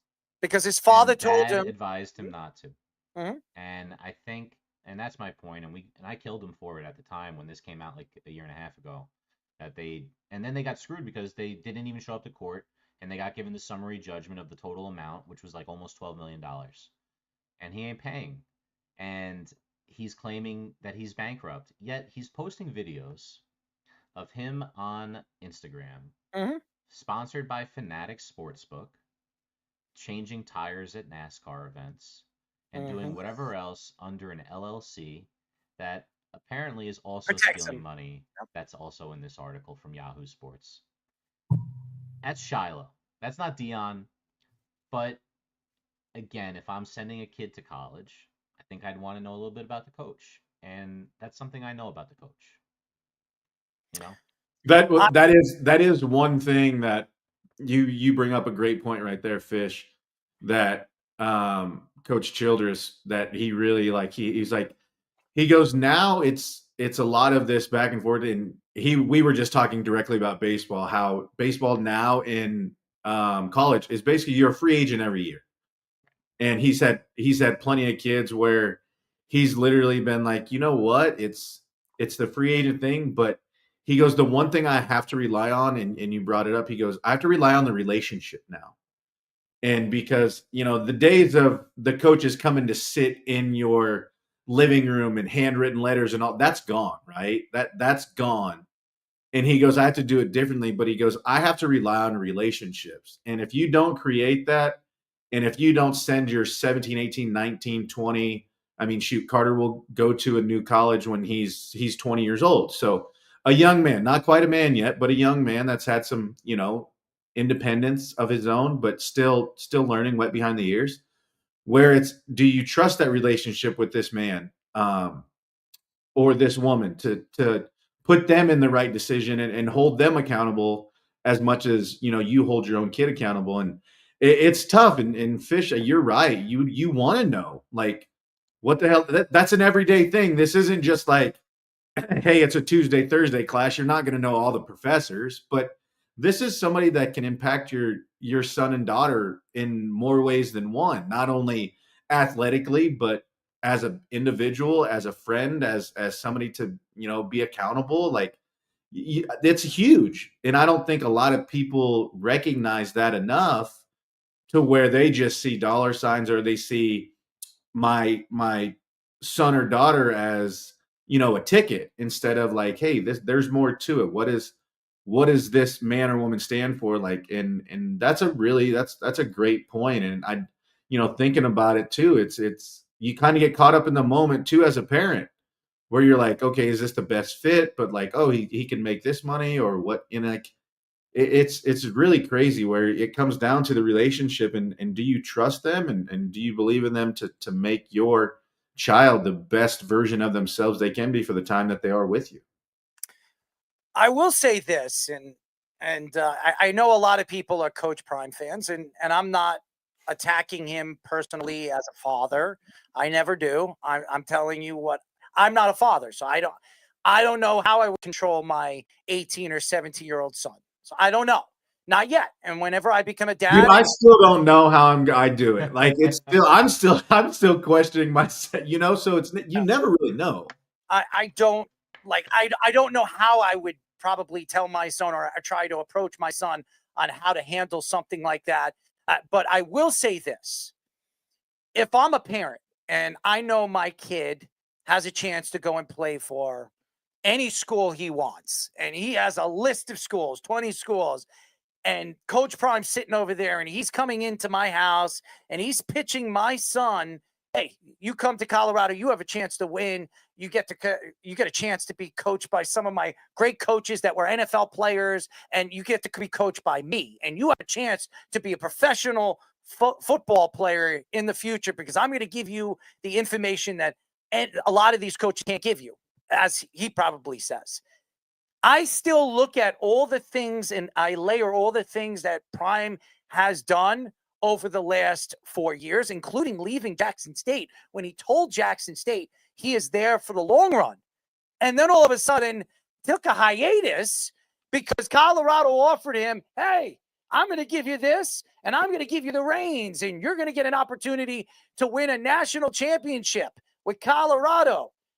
To me, that was a smack in the face to Jackson State, who gave him all the reins. And he said on his little Prime documentary, he was never leaving. He doesn't want to do that. And then coming out when he took over Colorado saying he would never coach in the NFL. He would never interview for an NFL job because he didn't want to coach prima donna babies. He says, I'd rather coach young men and teach them how to play the game of football. Well, guess what? In the offseason, what did he do? He was speaking to owners and speaking to GMs about coaching in the NFL. So that tells me everything that Prime has told or spoken, not only to the media, to everybody, including his own players and own coaches and own directors, he has done the opposite. So how could I trust him as a coach with my kid? The answer would be, I wouldn't. I would not trust him, and I would say no to him. I would rather deal with somebody like, Mr. Kelly, Brian Kelly, who's no longer a coach over there from LSU. I'd rather take a little bit more information from him and get the information from him that a guy that's actually played in a national championship and actually has run a successful program somewhat to a guy that's not a winning coach. And I don't know if he understands what it is to be a winning coach. He's a winning player. He's not a winning coach. And that's the difference. It's like going to Barry Sanders, okay? And reaching out to Barry Sanders, like, could you come and coach my SEC team? Let's say, could you coach Florida? You never coached before, but it's okay. You're Barry Sanders. You're the greatest running back I've ever seen. And you were one of the greatest running backs in college football history playing for Oklahoma State. And then he goes over there and he says, I could do this. I was special, and then realizes that they don't have your athletic ability. They don't have the abilities that you had as a player. And then you get washed up and saying, what did I do to myself? Why did I take this job? I'm in over my head. And I think Prime's realizing that now. He thought this was going to be easy. He thought that with the portal and getting all these players to come, I'm Coach Prime. I could get them to play for me. And now he's realizing it's not so easy. There are other guys and other big name coaches out there that can do better and give them more opportunities to succeed in different programs. And I think he's realizing it now. So, yeah, I was going to mention too, like, you remember all the Florida State to Deion Sanders to Florida State rumors a couple of years ago too, after he had that season, at that 9-4, like, what other like higher reputation conference is going to ever give him another job too? So he's going to have to rebirth himself at Jackson State or another. I think he'd be done. I think he'd be done. Maybe it's definitely possible. And then going back to what you were saying too, Jabba, like Colorado is not a program that has a great reputation already. Who's going to want to take that job with a new athletic director as well? Because this was a team that was a laughingstock in the Pac-12 when it came to football. They were a decent basketball school, but they really got nowhere. And Wes and I were joking in the betting chat when Brian Kelly got fired, like, okay, maybe he gets a Big 12 job, which I think could be realistic for that kind of thing. But they're even lower in the totem pole for that too, of the 4 Big 12 jobs that could be available. Brian Kelly would never take Colorado. No, he would never take Colorado. Wes and I were saying BYU. I think somebody else brought up Oklahoma State as another possibility. BYU's a good program. Yeah, if their coach, which is a very good like group of 5 coach before they moved to the Big 12, and now they're doing well in the Big 12, he deserves an upgrade for where he's coaching. That's only if that would become available. Then you got Oklahoma State, you got not Texas Tech, other Arizona schools that could be available. Like that kind of thing would be a better fit more than somebody like Colorado that's been poverty. You know, before we wrap this up, I'm with you, Errol. I think he's done. I think with health issues, right? With pretty real health issues. Look, isn't his future just going to be a podcast guy that we have to deal with all the time with crazy takes? That because physically he's not going to be able to get around as much. Maybe he'll be on TV a little bit like he used to be. But I think it's probably in today's day and age, it's not TV, it's the podcast world, right? I mean, look at how everyone is making money over in that family right now, being an influencer, more so than being an athlete. So it just makes a lot of sense for me to, I don't know, like say so long, you know. Say la vie. That's what I say. Say la vie. Wish him the best. Like the guy needs to get healthy, and it's like as like a real thing. He coached his son his whole life. His entire existence as a coach, he was coaching with his kids. This is his first year not coaching with his kids. It's not going to be the same. And I think he's going to realize that it's really not the same. And I don't think he's going to want to do it for much longer. And I think that's going to be it. Cry me a river. I don't care. That's to me, his 2 sons are just an absolute debacle, and they both don't know when to keep their hands to themselves and keep their mouths to themselves. And as far as his adopted son, aka Mr. Gremlin himself, that guy better stop going into commercials and doing all these endorsing crap that he's been on. And embarrassing himself with those stupid Trevor Lawrence commercials. They're absolutely pathetic. And actually play the game of football. Actually learn the speed of the game. Because I will say this. Travis Hunter has a tremendous ability. There's no question. He's very athletic and he's gifted in a lot of ways. But I've seen a lot of players become absolute duds in the NFL because they thought they were bigger than their game was. And honestly, his game has been really subpar at best and not very good. So if you're a Travis Hunter fan, I think fans should be writing him letters in the offseason saying, get back on the horse and start playing the game. And maybe tell your coach, move me to the corner position full time or move me to the wide receiving position all time and stop playing this back and forth banter thing that you could play both sides of the ball. You can't. You can't. It's too aggressive. The sport is too aggressive. It's not the same playing college ball than you are going into the NFL and dealing with the speed of that game. That's all I'm going to say about that. Our deuce of the day. The deuce of the day. You not a log. I don't have a log, but you know.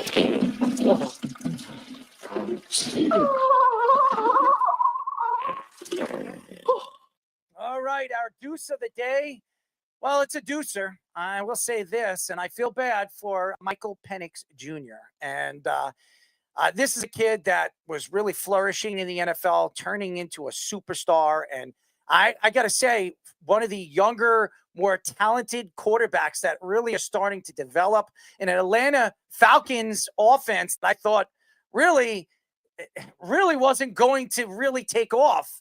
Because you have Raheem Morris there, and I don't think he understands how to run an offense. But Michael Penix has really taken off and really shown that he could be a good player in this league with a little bit more time. And then he tears his ACL. And this isn't his first knee injury. This isn't his first injury. And unfortunately, it's going to be a problem. This is a guy that depends on his legs. This is a guy that has had these problems coming out of college and now tearing his ACL. Once again, it's the second time he tore his ACL. He did it twice in college, once at Indiana and once at Washington. Yeah. So this is a third time. I mean, it's scary. They say if you tear one, like the likelihood of you either tear the same one or the other one is like 80%. I mean, it's scary, and unfortunately, thank you, Jabba. I didn't even know that. But what scares me about this is they put a lot of eggs in this basket when they drafted him at number 8. And now Atlanta is going to have to worry about next year. They don't have a quarterback. Do they bring Kirk Cousins back?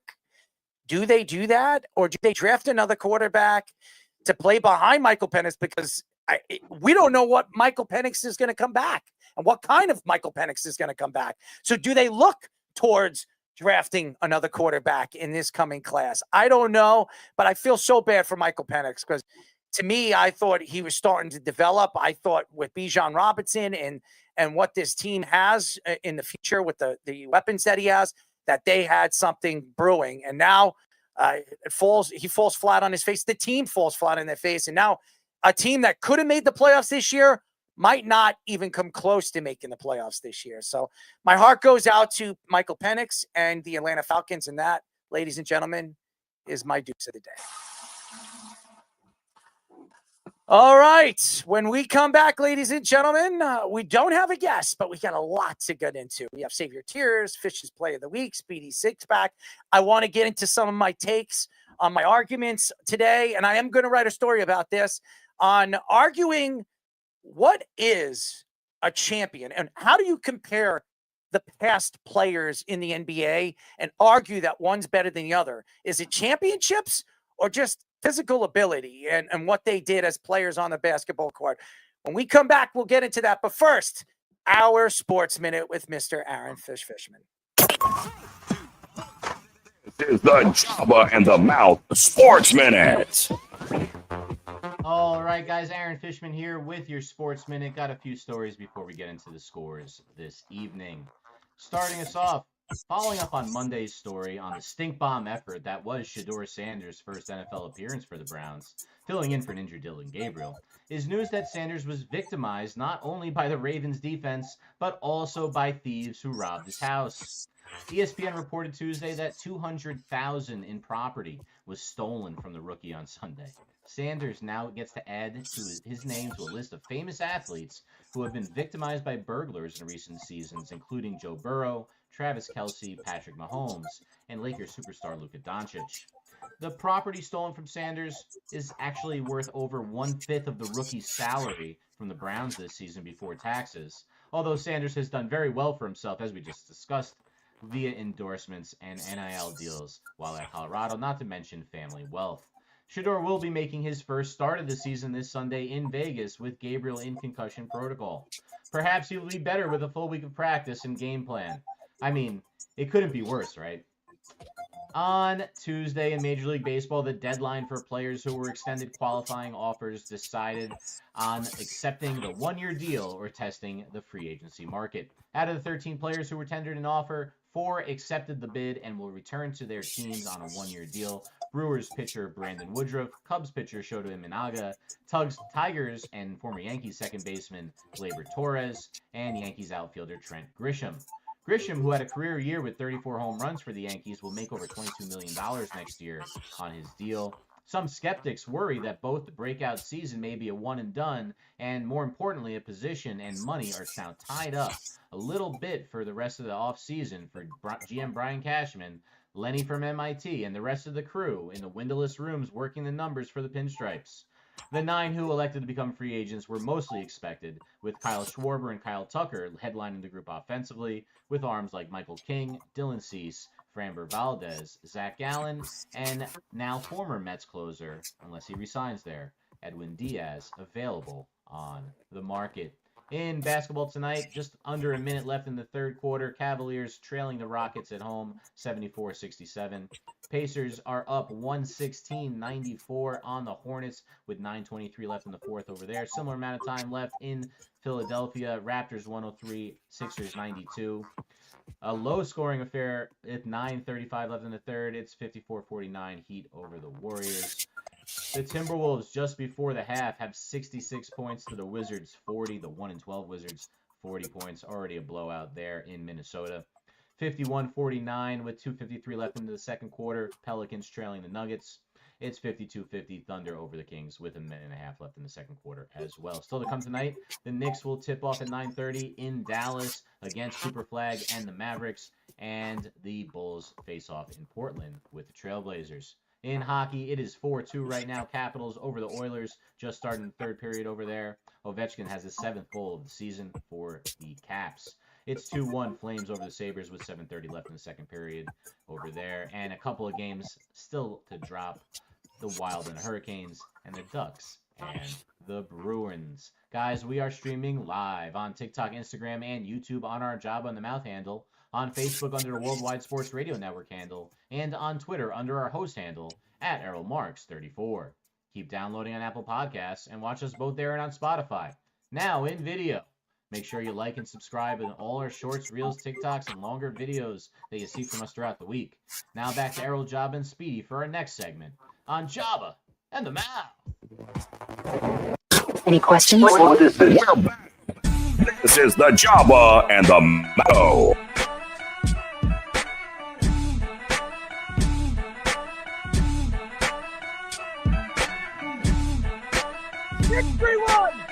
Six 672 3108 is the number to call. You're listening to Jabba and the Mouth. I'm your host, the one and only Errol Marks. My co-host, Mr. Jabba Chamberlain and Speedy Petey. Executive producer, Mr. Aaron Fishman. Tommy Poops is on the crapper right now, hanging out. Has the flu. Hopefully he feels a little bit better. We got the old Nith in the back end. He's definitely in the back end. Hopefully he's, putting up some pictures on that back end because he looks like a serial killer. And Mr. Speedy Petey is working the board tonight. He's the executive, producer / co-host / pain in the ass, as we all say. Go to our website at www.worldwidesportsradio.com. Check out all our shows throughout the week, including Jabba and the Mouth, every single Mondays and Wednesdays at 7:30 p.m. All you have to do to tune in and check out our local listings for all our shows is go to our website at www.worldwidesportsradio.com. And ladies and gentlemen, our show is brought to you by Omaha Steaks. And ladies and gentlemen, the holiday is here. And if you like your beef, Speedy likes it thick, he likes it big, he likes to roll it up, and he likes his sausages. Well, you get 10% off if you like your ham. Your hamburgers. And if you like your steaks, go to Omaha Steaks and do this. Go to omahasteaks.com/jobinthemouth or go to our website at worldwidesportsradio.com and hit or click Omaha Steaks logo. And if you do that, ladies and gentlemen, you get 10% off. And if you want your Thanksgiving dinner to be all steaks and Mr. Beef patties, well, ladies and gentlemen, for 10% off, you can get a very wonderful deal. Go to Omaha Steaks and hit the Jabba and the Mouth link to get 10% off.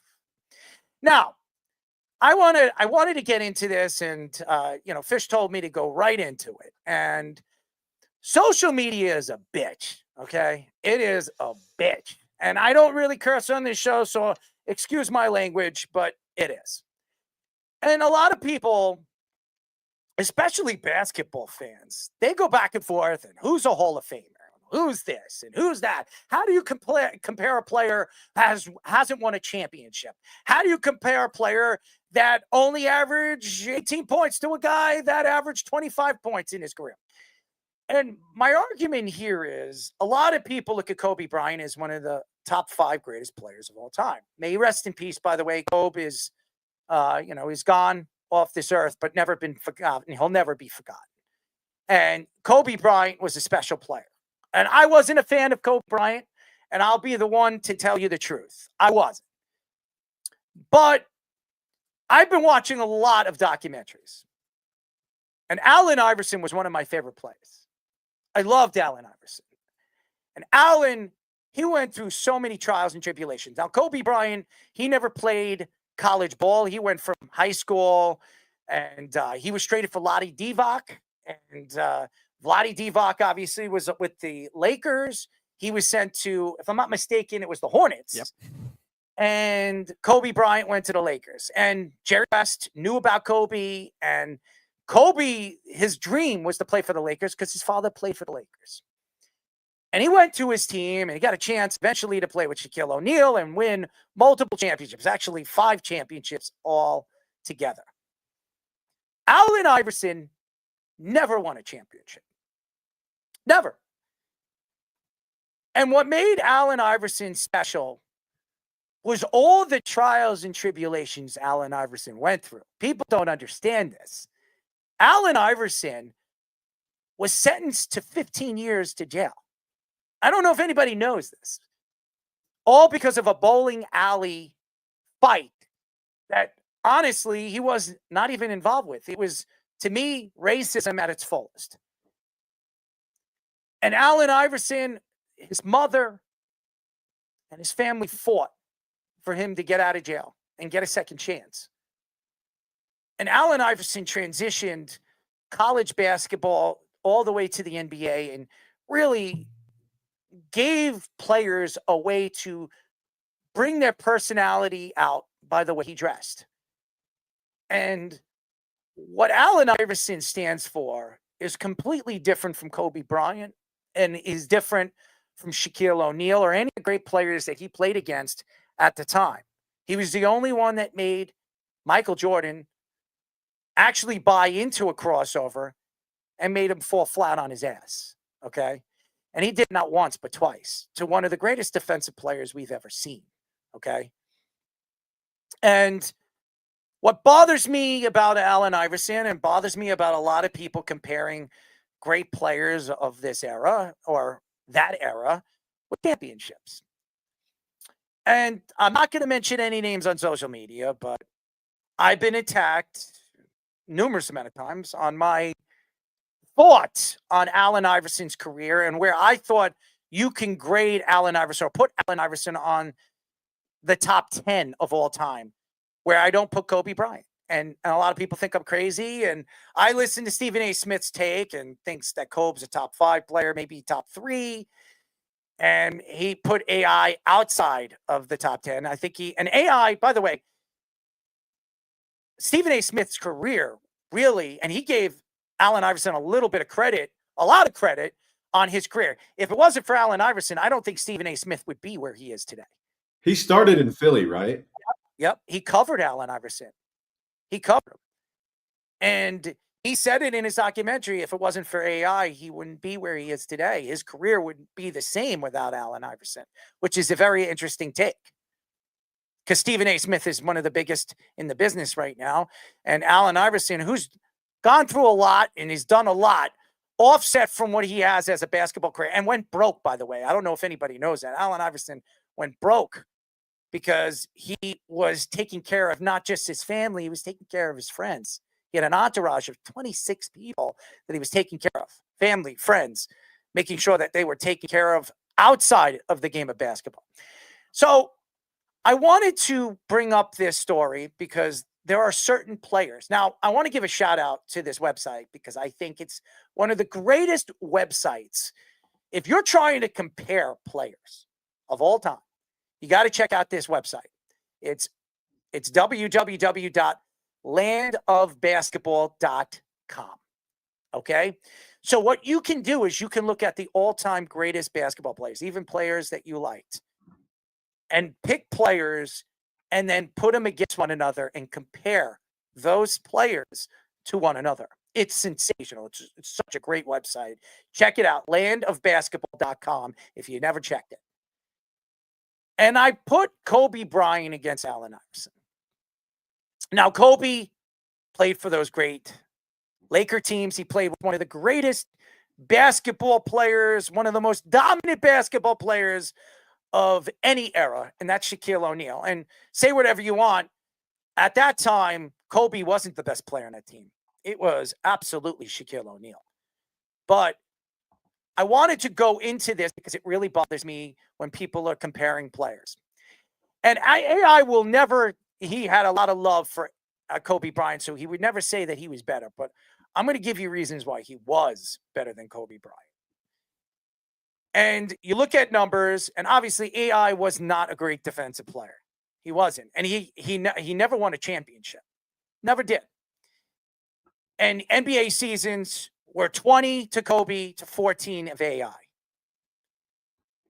When you look at their numbers of statistics, playoff played, eight playoff appearances. And by the way, Allen Iverson, that run that he made where he lost against the Lakers was arguably one of the greatest runs I've ever seen a player have in a playoff run. Himself. Because what Allen Iverson had to do to get to the finals was go through teams and players by himself. There was nobody. Everybody keeps talking about, what LeBron James did. LeBron James did with that Cleveland Cavalier team. Gauskas was one of the best centers in the league. Larry Hughes was one of the better defensive perimeter guys in the league. Okay? You look at Allen Iverson's team when he took that team to the finals. Could anybody name anybody he played with on that roster besides Eric Snow? And I don't want to hear Eric Snow. Okay? Could anybody name any player that was a part of that roster at any point? And the answer, and I don't want to hear about an old Dick Kempe Mutombo. Okay? All right? Honestly, what Allen Iverson did that year, and by the way, won an MVP that year. He was the best player in the world. 6 foot Allen Iverson, not 6'3". Everybody keeps giving Steph Curry, the small Steph Curry. He brought this, revolutionized the game with the three because he was a small player. No, AI revolutionized the game. Now, he didn't bring the crossover to the NBA, but he developed the crossover to a distinct way where NBA players wanted to mimic his way of playing, his mimic way of ball handling and his skill. Okay? And what he did that year was remarkable. I don't think people understand how great this man was unless you watched him. And I couldn't stand him because Eric Coleman, another ex-net who couldn't stay healthy and absolutely was white trash. And I say white trash because he's trash, okay? Absolute dirt trash. I'm looking at the numbers in All-Star games. They're very similar because Kobe Bryant played 20 years and Allen Iverson played 14. I'm not even looking at that. MVPs, they both won one. Finals MVPs, Allen Iverson never won a Finals MVP, but Kobe won 2. That was after Shaq left. Shaq won 3. All NBA teams, first teams, was Kobe's 11 Kobe's 11 to Allen Iverson's 3. But here's where I stick out to why Allen Iverson was special and what made Allen Iverson such a special player. Scoring leader, scoring championships. He won 4. Kobe won 2. Allen Iverson, steals leader. He won 3. Kobe won none. Rookie of the year. Kobe didn't win Rookie of the Year. Allen Iverson won Rookie of the Year. Now, there are other things that Kobe sticks out from. There's other things that Kobe sticks out from. Obviously, he was a better playoff player, but he also played on better teams. He played with Pau Gasol. He played with Shaquille O'Neal. He played with Metta, Lamar. Who did Allen Iverson play with? The only time Allen Iverson ever played with any decent players is when he went to Denver at the tail end of his career, really. It was really when everything started to drop off. And by the way, never wanted to leave Philadelphia. Ever wanted to leave Philadelphia. Philadelphia pushed him out. He went for what? A year and a half? A year and a half to Carmelo Anthony and the Denver Nuggets. And he finally played with a superstar player as a young player. How old was Carmelo? He was like 22? Yeah. Okay? Allen Iverson never played, and Shaquille O'Neal said it best. And Shaquille's been behind Allen Iverson forever. Both Reebok guys. Allen Iverson really transitioned Reebok and their sneaker deal. Do you know that the last, now for years, Michael Jordan's numbers for Nike sales were at an all-time high. Allen Iverson is the first player in NBA history besides Nike to bring in $150 million in 1 year off another shoe, not Nike. Think about that. Reebok. Everybody wanted a Reebok sneaker.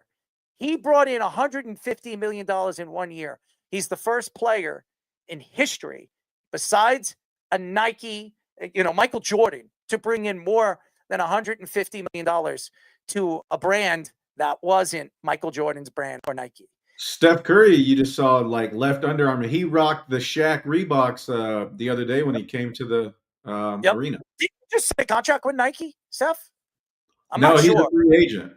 Oh, he's a free agent. I'm waiting to see where he signs. Body Armor did him wrong, by the way. I'm just saying. But I wanted to get into this because I think people forget how special. And I know what Kobe did. I know what he did for the league. There was nobody like Allen Iverson. Michael Jordan was Kobe Bryant, and Kobe was Michael Jordan. Kobe was right a step under what Michael Jordan was. He was a mimic of Michael Jordan. Allen Iverson, could you name any player right now that you could, maybe Kyrie Irving, but Kyrie Irving, I don't think has, even with the ball handling skills Kyrie Irving has, and he's very athletic and special. I think Kyrie Irving could have been the greatest basketball player of all time if he just shut his mouth and played the game. Honestly, I don't think there's anybody comparable to Allen Iverson, Speed. Nobody. No, because even so, like explosiveness wise, you would have thought Derrick Rose would have got there too, but he didn't play long enough because all his injuries. Russell Westbrook's like the opposite body type of Allen Iverson, so somebody that small, you can't really judge that kind of thing with anybody. No, and that's the thing. And I'll tell you guys this: you're a fan of a basketball player like Tim Hardaway. I could bring up Tim Hardaway Sr. right now. All right, I'm going to bring it up right now, and let's compare Tim Hardaway to a point guard. Let's do it to Jason Kidd, okay? Now, Tim Hardaway Jr., we remember him on the Golden State Warriors. I think Golden State was the one that drafted him, if I'm not mistaken. 92, I believe. And then he went to Miami, and we all couldn't stand Tim Hardaway. He's been on the show. Timmy knows that I couldn't stand him. Respect him very, very well. When you look at him and Jason Kidd, what precisely changes your look to what you think Tim Hardaway was and Jason Kidd? Here's the thing. None of them, I repeat, none of them won an NBA championship. Now, Jason Kidd went to one championship with the Nets, didn't win. You look at obviously Tim Hardaway, 13 seasons to Jason Kidd's 19. Playoff play, Jason Kidd has had 17, and Tim Hardaway really didn't go to the playoffs until he went to Miami. Mm-hmm. Here's the difference and why a lot of people compare Tim Hardaway, and some people would take Tim Hardaway over Jason Kidd. And this is the truth. And again, Jason Kidd was a better defensive player, and he was a better passer. And he won Rookie of the Year, Tim Hardaway. Tim Hardaway, and I'll say this from what I say, he was a hard-nosed guy. You never wanted to play Tim Hardaway.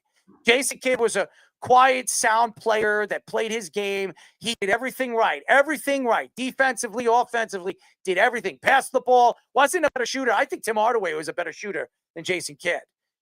But why I would compare their skills to one another was, and by the way, Jason Kidd did win a championship. I'm going to correct myself. He won with Dallas.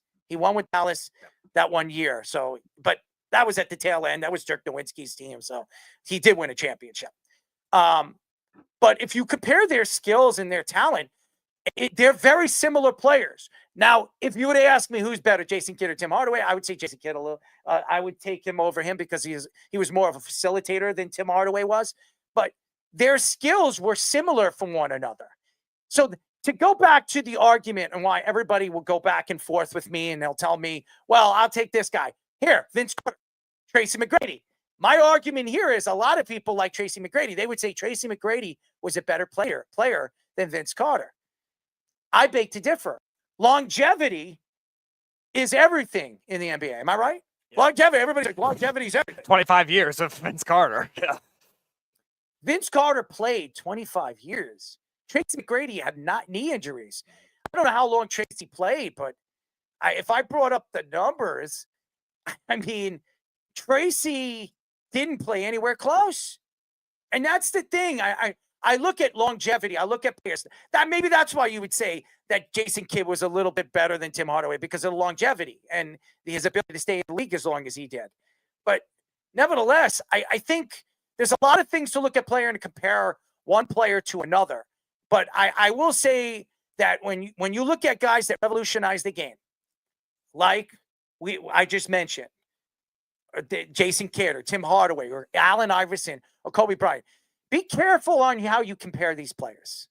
Be careful on how you perceive them because of what you see on clips. If you weren't alive to see Michael Jordan, and this goes to somebody who probably is listening right now, who tells me that Michael Jordan, that LeBron James is the greatest basketball player of all time. How would you know if you weren't alive to see Michael Jordan? Honestly, how would you know? I mean, seriously, Jabba, you watch Michael Jordan play in the prime of his career, and you see LeBron James. Honestly, if you were to look at both players right now, even now in the game the way it's played right now, who would you take? Honest to God. I mean, I'm taking Jordan, but I think one thing too, when you talk about like certain things, like obviously the game you talked about is crossover. I think too, you talk about a culture of a game, and Iverson did it with clothes. He did it with the jerseys and the way that they dressed after Iverson came in, the shorts and how they were long and how everybody kind of took that culture and that swag, what they call now, or drip or fit, whatever you want to call it.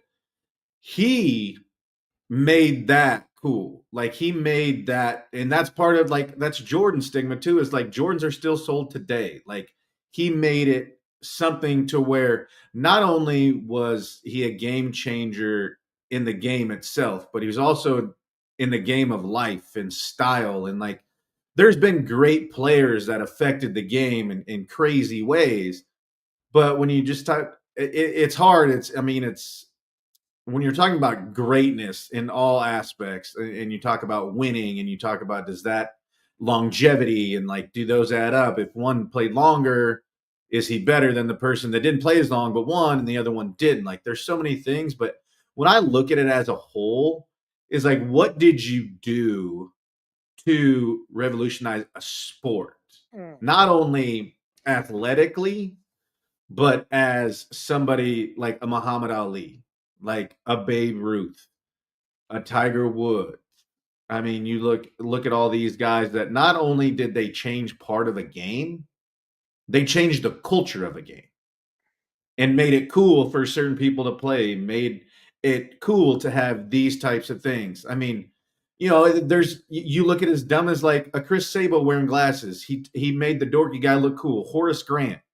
You know, you look at just certain things where they weren't great players, but you're all going to remember them for the things that they did outside of the game. And I think when you look at it as everybody, you know, getting to the NBA and talented or Major League Baseball or the NFL, like when you change a culture, along with being an unbelievable athlete, I think there's certain things. And did Kobe do certain things for, you know, different types in different ways? Yes, 100%. Was it too like where it's still recognized like as something where you look at it and like, why did they now have a dress code per se? Which some of the dressing that the NBA has is out there. Which that's your lane. You love that stuff, which is great. I love it.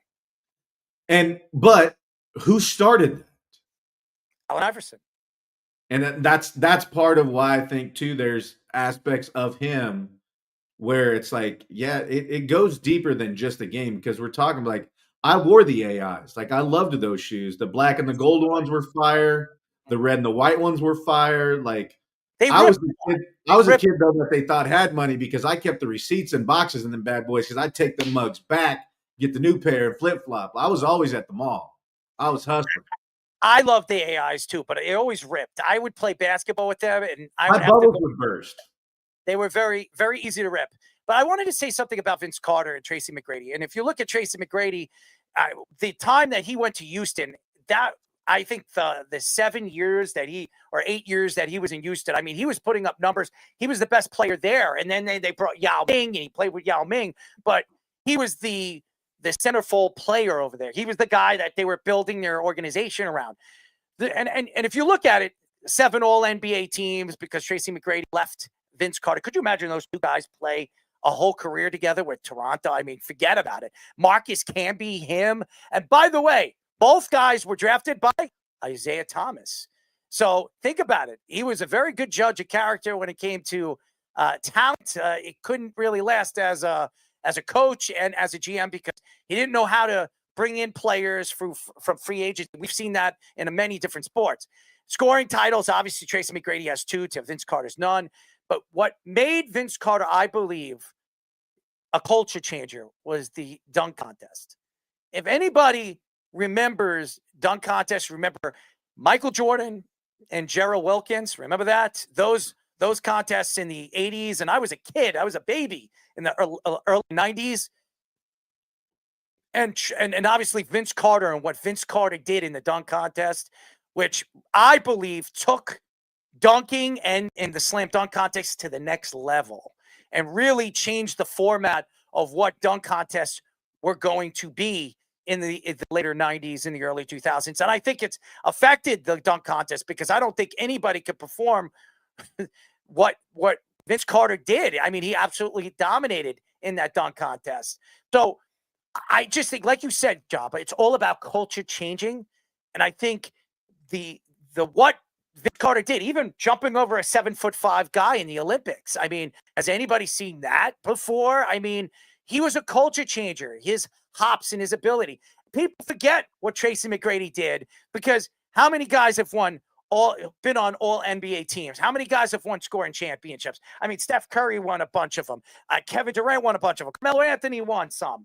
I mean, all these guys win scoring championships, but who did what he did at a slam dunk contest that revolutionized the culture of the dunk contest, and that was Vince Carter. So when you ask me, not the fact that what the numbers show or what they won when it came to single out honors, but what they did to change the culture of the game is where I would say, kind of look at their style and their transition of the NBA from decade to decade, what really revolutionized the sport and brought the sport to the top. So that's why my argument to Allen Iverson and Kobe Bryant, I put Allen Iverson in the top 10. I wouldn't put Kobe Bryant. Vince Carter and Tracy McGrady are not top 10 players.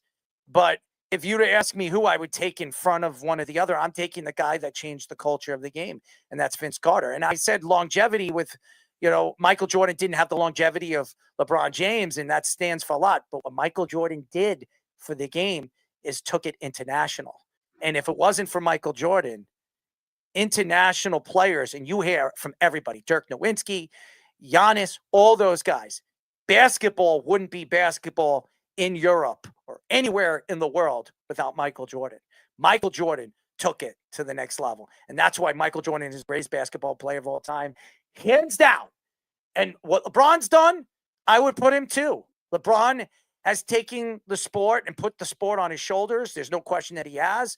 He is not Michael Jordan. He's not Kobe Bryant. He's not Allen Iverson. He's LeBron James. He's the LJA. He's a guy that had an understanding of what a billionaire, what a player was when he came into the league as a king, where he was he was given the name the king, and really taking that to a multi-billion-dollar opportunity. And now he's become the first athlete playing in a sport and becoming a billionaire, doing it not just in basketball, doing it in many facets of the world. And that's why I think LeBron James is a top 3 player. You could argue it, you could say whatever you want. Some people wouldn't put him in a top 5. He changed the culture of the NBA when he came into the league. Not for the better, not for the good, not for anything. For what the culture has transitioned into. You could take it to the good way, you could take it to the bad way. It's LeBron James, any way you put it. So that's why I wanted to bring up this subject and why I like arguing basketball because I don't know if you can argue decades or you can argue players, at different positions, or you can even argue players that played against one another. But like Jabba said, it's the way they changed the culture. And I'm not saying Kobe didn't change the culture of the game. He did. He was the Mamba. He did. He changed the culture. He changed his personality after that whole rape accusations, which, by the way, he was not guilty for. He had to change that Mamba style of game, and he wanted to change who he was on a basketball court, and he changed it to the Black Mamba. And he did it so very well because he was a different player after that. He was on a whole nother level. He took basketball to a whole nother level, and I respect Kobe Bryant for that. I'm not ever going to attack Kobe Bryant for his game and the way he played the game with heart and soul, and his work ethic was beyond anybody's I've ever seen, even more beyond than Michael Jordan's. That guy would get up in the morning, and instead of going and going partying with his boys, he's out in the gym 3 o'clock in the morning working out and shooting 500 shots and shooting 300 3-pointers every single day. If you hear the stories of Kobe Bryant and his training and what he did for his body and what he did as a basketball player, I don't think anybody understands the Mamba personality. And I think the only people that did was the people that trained with him and couldn't keep up with him. I've heard many different people say that Kobe Bryant was on a whole nother trajectory when it came to work ethic and wanting to be the best. So I'm not taking away from his talents. I'm just telling you, if you would ask me right now who I would build my team around in the prime of their careers, I'm taking AI over Kobe Bryant. Just because of the way he changed the culture of the game and really putting Philadelphia on his back the way he did. That's not easy, by the way. Philadelphia fans do not give you pretty observations when you're there. And I know a lot of New York fans would tell you the same. They're not. And I got to give Allen Iverson a little bit more credit, and he loved Philadelphia. And by the way, I don't know if anybody knows this. Allen Iverson played for who in college? Georgetown. And when he was playing in the tournament, who booed him the most? The Philadelphia fans. The Philadelphia fans were calling him all these disgusting things, telling him jailbait, all that other stuff. And when he was drafted, he took that and he wore it on his sleeve. He went to Philadelphia for all the things that he was hearing when he was playing college ball, in Philadelphia and for the tournament and all that stuff that he was dealing with his only year before he went into the draft to help his family. He was getting the most anger treatment from the Philadelphia fans. And who drafted him? Philadelphia. And he loved Philadelphia. And he took Philadelphia as his home. So, AI, you're in my heart, man. Culture-wise, everything. You stood for everything I believe in basketball and what basketball should be. And if I ever had a chance to meet Allen Iverson, which I hope someday I do, and I interview him, I'm going to tell him, you were one of my favorite players because you stood for something that other people obviously couldn't, or even you changed the culture of a game that other players wanted to, and still to this day are trying to. What's his name again? Who's the kid from Oklahoma, Speedy? Alexander. Yeah, GSP, right? SGA. Yeah, SGA. There we go. SGA trying to change the culture of dressing and style. I mean, the one guy that changed the style of clothing and really style of culture for the NBA is Allen Iverson. So if there's anybody that wants to talk about style or want to go to somebody to talk about how you can change a culture of dressing, it's Allen Iverson. So shout out to AI. Love you, man. And hopefully one day we get him on the show and we have some conversations with him and shoot the shit with him, because he is one of those guys that you would probably love to interview. And I could only imagine the interview we would have with him. All right. Save your tears. Mom, what's one thing that you can't talk to me about? My sexual fantasies. Say you're sorry. It's not ideal, but if it's what me, it is not ideal. It's not ideal, but if it is what me. You can't triple stamp a double stamp. You can't triple stamp a double stamp, boy. You can't triple stamp a double stamp. Boy, you guys, enough. It's time for Save Your Tears. All right, guys, welcome back to Save Your Tears, everyone's favorite tear base. What is that sound? Speedy? What? I don't know what's that was, Speedy. Jared. We got a lot of background noise, Nathan. Please, mute the Lisa Ann stories. When we bring you in, then you can unmute your stuff. If there's this background sound, guys, make sure that you mute your mics until you got to come in. All right, you got the music on. Mhm. Here we go.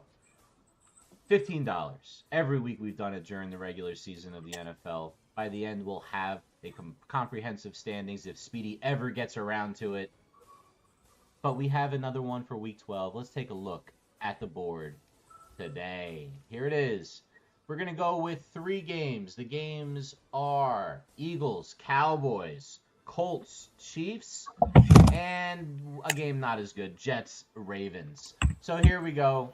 Let's take a look at the quarterbacks available. No, I didn't put Tyrod Taylor up there. But again, if you're just listening at home, you can always watch us on video, available on Apple and Spotify. Also, we're housed on YouTube, all our episodes in full, as well as our shorts, as well as everything else. You can find us live on TikTok and all throughout the internet on every social that you follow.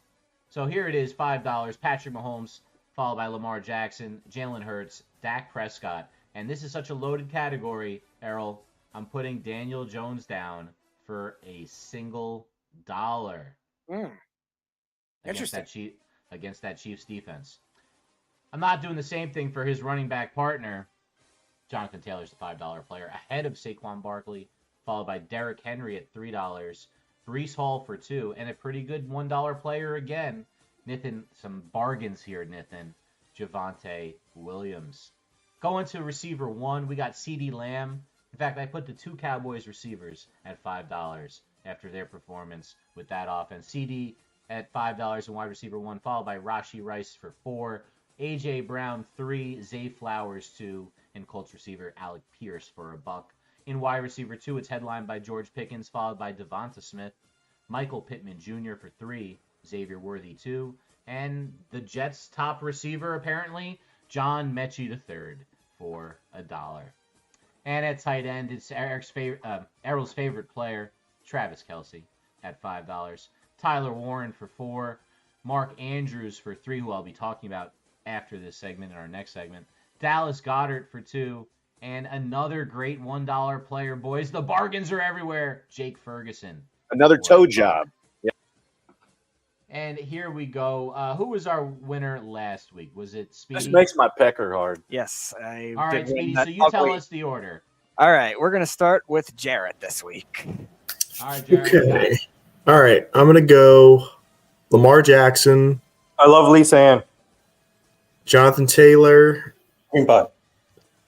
We'll go Zay Flowers. Fuck my Indo. Xavier Worthy and Mark Andrews. I get more girls than scoops. I didn't hear that one before. I love it. All right, so I got I'm up my Lamar, ass. Taylor, Flowers, Worthy, and Andrews. Athletes. for Jarrett. Who's next, Speedy? All right, since the drop was played, let's go with Tommy if he's able to. I'm not sure if he's in right I now. hope not. If he's able to or not. Tommy, can you hear me? That's a rock. Can't wait. All right, I guess not. All right, we'll go to Nathan next then. Tommy says he's here. Oh I don't believe it. All right, we'll go to Nathan, and Tommy, you can go after him then. All right. Well, Yeah. I'm going to go Dak Prescott, Slap that ass. Jonathan Taylor, Spanking. see, that's 7. Okay. A.J. Brown. Would you stick a finger in his ass? Let's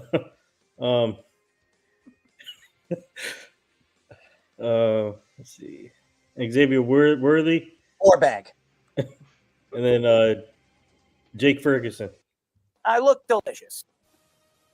Can our math experts confirm Yeah. this one for us? I got Dak, Taylor, A.J. Brown, Xavier Worthy, and Ferguson. He saved $2 this week. Anyone. Just a master of thrift, Nathan. I love it. Freaking All right, lies. are we going to Tommy Poops? Tommy, from I the guess bowl? it's playing. All right, I think. What's up, guys? You guys can hear me? Yep. Yeah, it's like a porcelain echo. I'm trying to move away. All right, how about now? No, I was joking. That's a you're on the toilet joke. Oh, ha ha ha. Okay, so I'm looking at this now. You sound I'm like gonna shit. go- I do. Excuse my voice, but I can pretty much only breathe out of my mouth right now. But all right. So I'm gonna go with Daniel Jones, $1. Enjoy. I'm gonna go and take Jonathan Taylor. I don't care. I'm also gonna go Rashee Rice and finish Let's it not. off with Michael Pittman and Dallas Goedert. Men in Black memory eraser. All right, So so I she- got Jones, Taylor, Rice, No. Pittman, and Goddard. Irrelevant. All right. Irrelevant. Who's next, Speedy? All right, let's go to Errol. I gotta go. Yep. Why can't you wait until the last? What the hell is all this? I said Java. I said Java was going last this week. So you did, I haven't gone last in 3 weeks. All right, here we go. Daniel Jones, definitely.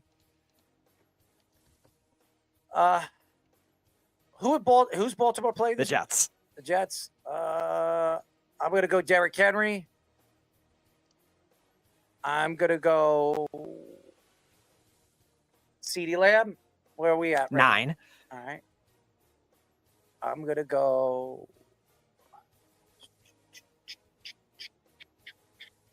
I'm trying to think here. All right, I'll go Michael Pittman. And what do I have? 3 left. I'm gonna go. I'll go Michael Pittman. I guess I'll go Mark Andrews.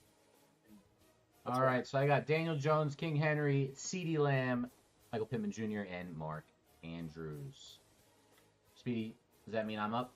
Nope, it means I'm up next. I'll actually go, and then you can follow me, Fish. And Jabba will round it out. I'm going to go Hurts, Henry, both $2 receivers, Flowers and Worthy, and give me Warren. Men in Black memory eraser. Yeah, because the word jizz is really structured. All right, that was really fast because So you're so speedy. both threes. Both threes. I got Hurts. Hurts, I got Hurts, Henry, Flowers, Worthy, and Warren. Yep. All right, I'm gonna I go. don't care which names either. Let's go to the ones that I know I wanted to take. So I'm taking Saquon this week against that Cowboys defense. I know they got He tastes himself. what's his face, Quinnen Williams, and he played well. I don't Another know if toe it's gonna job. happen every game. Let me get. I wanted to take CeeDee Lamb as well, I had to take a shit. but I'm going to spend. Actually, check that. I'm not taking CeeDee Lamb. I'm taking That went over like a fart in church. Pickens at 5 on the other Never receiver. going wrong. And I'm taking Ferguson at tight end for $1. How much do I have left? I got Snatch. 4, 9, 10, $5 left. I'm going to take Dak for 2. I love Lisa Ann. And that gives... Oh, I don't want A.J. Brown. Do I trust Zay Flowers against the Jets? I think I do. Oh, my ass. I'm going to take Flowers, but I'm going to spend an extra $1 on Goddard instead of Ferguson. So I'm going Hurts. I'm sorry, that's Speedy's. I'm going Dak, Saquon, Flowers, Pickens, Goddard. Jabba. I round need us out. Brittany also. I'm going Daniel Jones, Lick it and stick Jonathan it. Taylor, I want to hit it. Zay Flowers. Butt plug. Then I'm gonna go Pittman, This makes my pecker hard. and then I'm gonna go Dallas Goddard. I'm saving money. too. He So tastes thrifty. himself. It's fantastic that we're so thrifty here on this show. You know, we're trying to be economics majors. I am I'll let you lick really my butt. glitching right now. So I'm trying to get this to fix. I may Made have my to nipples leave and come hard. back. Be right back. Speedy, you could probably There it is. Wonderful world of Disney.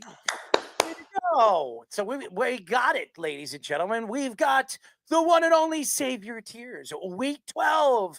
And who's going to pull out the win? Who's going to pull out or just explode, if you know what I mean? Like this. That went over like a fart in church. I don't know if it did, but if you're pulling, you're definitely not blasting, if you know what I mean. I had to take a shit. Somebody's got to. And Job will be probably doing that after the show. Probably 2 deuces, maybe even 3, depending on what he ate for dinner. As he probably had some of that beef from Omaha Steaks. I did. I had steak and eggs. There you go. Steak and eggs. A little protein, baby. Somebody's got a... Like the streaks in my britches. There'll be a lot of streaks in his bridges after tonight. That's for damn sure. No, I'll take a morning dump like usual. Yeah, I do that too. Morning dumps are good. You know. Sorry for the technical difficulties, guys, but we're good to go. The rah-rah shish kumbah. So, ladies and gentlemen, that was Save Your Tears. And now, ladies and gentlemen, Fish's Play of the Week. Another game about sport. You play to win the game. Well, you play to win the game. Fish's Play of the Week. All right, guys, welcome to Fish's Play of the Week. Never going I wrong. like to go through some of the best plays every single week. We've done it every week of the NFL season. I kind of want to show you a different type of play of the week than you see. Just someone making a good catch. That's cool to everybody, but I like the good X's and O's. I'm a coach, and I'm going to show you one that won a game last week. Here it is. We call this play the Hurricane. This is Mark Andrews filling in at quarterback. He does their tush-push. It looks like a tush-push formation. You can see the 2 running backs behind Andrews ready to push him, and Lamar Jackson standing there, almost like that Ashton Genty stance, where he's kind of like not really running back, but he's standing there as this like protection guy, but can also be given the ball on a pitch. So they have someone mirroring him on the defense, and he's going to go with Jackson on this fake pitch. Take a look at the fake tush-push, quarterback rollout, bootleg touchdown to win the game by the Ravens. Glory hole. Here it is. Andrews gets the guy to go the wrong way. They do a simple blocking scheme, and he's fast enough to get into that end zone. Let's run it back a little bit just so you could see how good of a play this was because of the formation and using Lamar Jackson back here. This guy, number 30, whatever it is over here, playing back, has to respect Lamar Jackson. He's the only person who can make this play, but they're so afraid of Lamar Jackson. As you see, he's completely out of the way. Errol, every single person, including Speedy, can run through this hole, at least get a first down.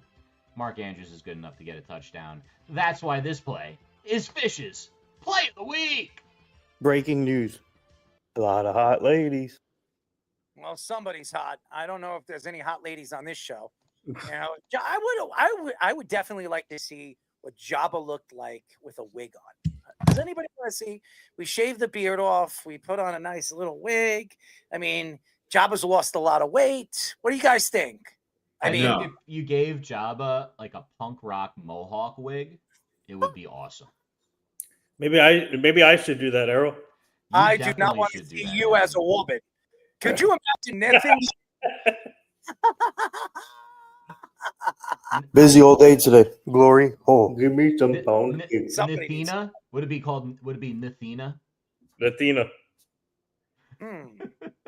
Nathan, what would you say you have nice of? If you were a woman, would you go boobs or a butt? Where would you go? Probably boobs. Yeah, you're a boobs guy? Yeah.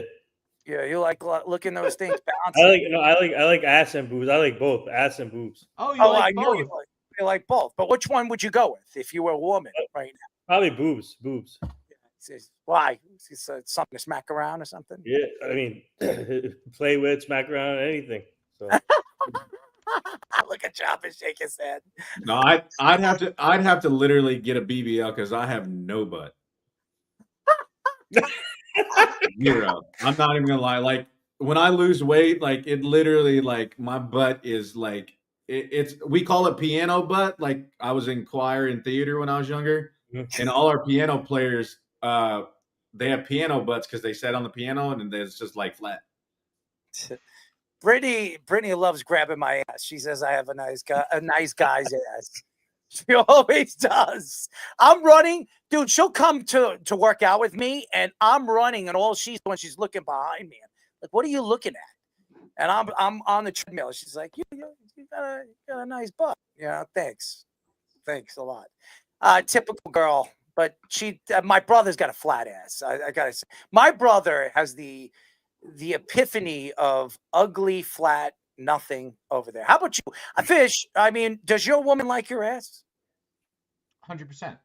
All right. She likes to grab it, likes to squeeze it. All right, that's all the info we Here's the need, like right there. I'm married, so we don't get to have this conversation on there. All right, Speedy's six pack.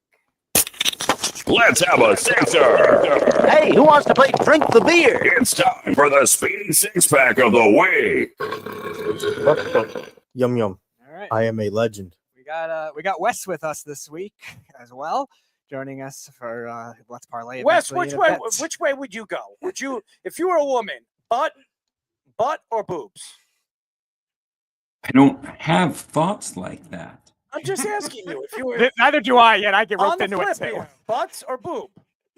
Well, I mean, I think boobs, they never go out of style over the last, I mean, I'm 4.5 decades old and they've always been in style. The BBL's kind of trendy these days, but that's really only the last 10 years. It took Sir Mix-a-Lot, 20 years for his concept and vision to catch on and gain some steam? Maybe out in the Midwest. I gotta go back off now. All right, guys. You guys ready, Speedy? Let's go. All right, so I'll start as we usually do. Wes, you'll go second. Fish, we'll go to that. We'll go to the coin of Java, and then we'll finish it off with Arrow. We'll start with the Vikings at the Packers. The Packers are 6.5-point favorites in this one. I'm going to take Minnesota to cover the spread. I think the Packers win the game close. I just don't trust their defense to be able to hold the spread. So I'm going to take Minnesota to cover. Packers win the game. So I'm opposite on everything on that one. I think that the spread opened at 3.5 and it moved to 6.5, and I think that that's because somebody hammered Green Bay. But I think a touchdown's pretty easy. I don't believe in the quarterback play in Minnesota, and I think that this might be a game where we see something out of Green Bay we haven't seen in a couple weeks, which is possibly some special teams or defensive points or some extra takeaways that gives them a short field. I think Green Bay's gonna cover this 6.5. Yeah, I'm gonna go with Wes. I just think the Green Bay defense, if you have a defense that's gonna get pressure, and listen, they haven't been playing, I think, up to what they can be. It's good enough to disrupt a quarterback like J.J. McCarthy. We talked about it on Monday.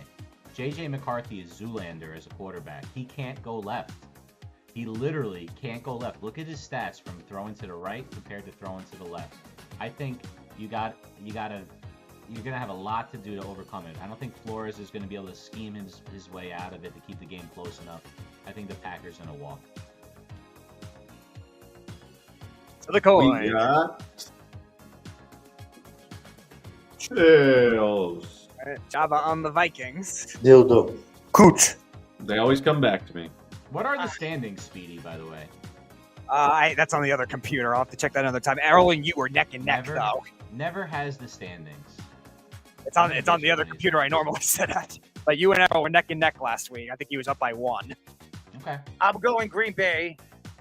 There's no doubt Green Bay is going to win. So that's where I'm going. All right, Wes, we're going to your childhood team for the next one, the Chicago Bears, taking on the Pittsburgh Steelers at home.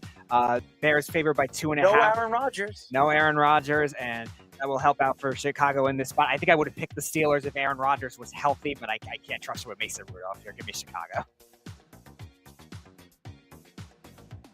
Yeah, I'm right. I'm right there with you. There's not a lot of reasons to take the Steelers when, even with Rodgers, their quarterback play has been questionable.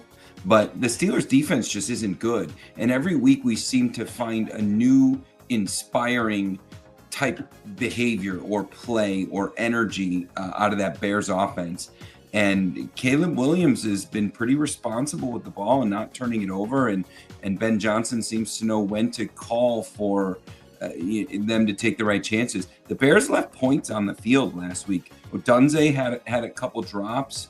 DJ Moore, there was a big drop that would have put him inside the 10. So I don't think players like that are not going to continue to make mistakes. So I think the Bears will cover the 3.5.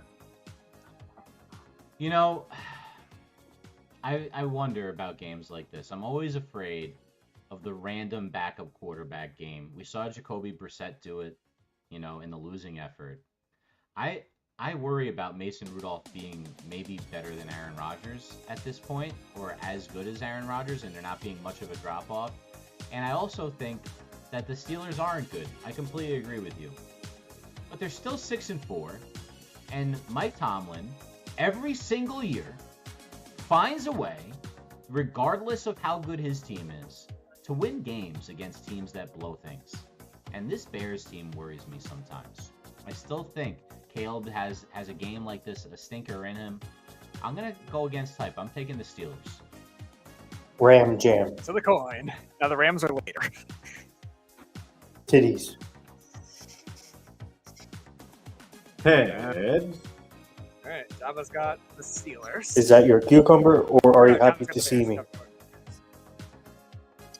I got the Bears, and I believe they'll come. All right, so we'll go to the one primetime game of this week. The Carolina Panthers and the San Francisco 49ers. The Niners favored by 6.5 points, which I think is way too many points. I think the Panthers actually should win this game outright, so I'm on Carolina in this one. West, you're up.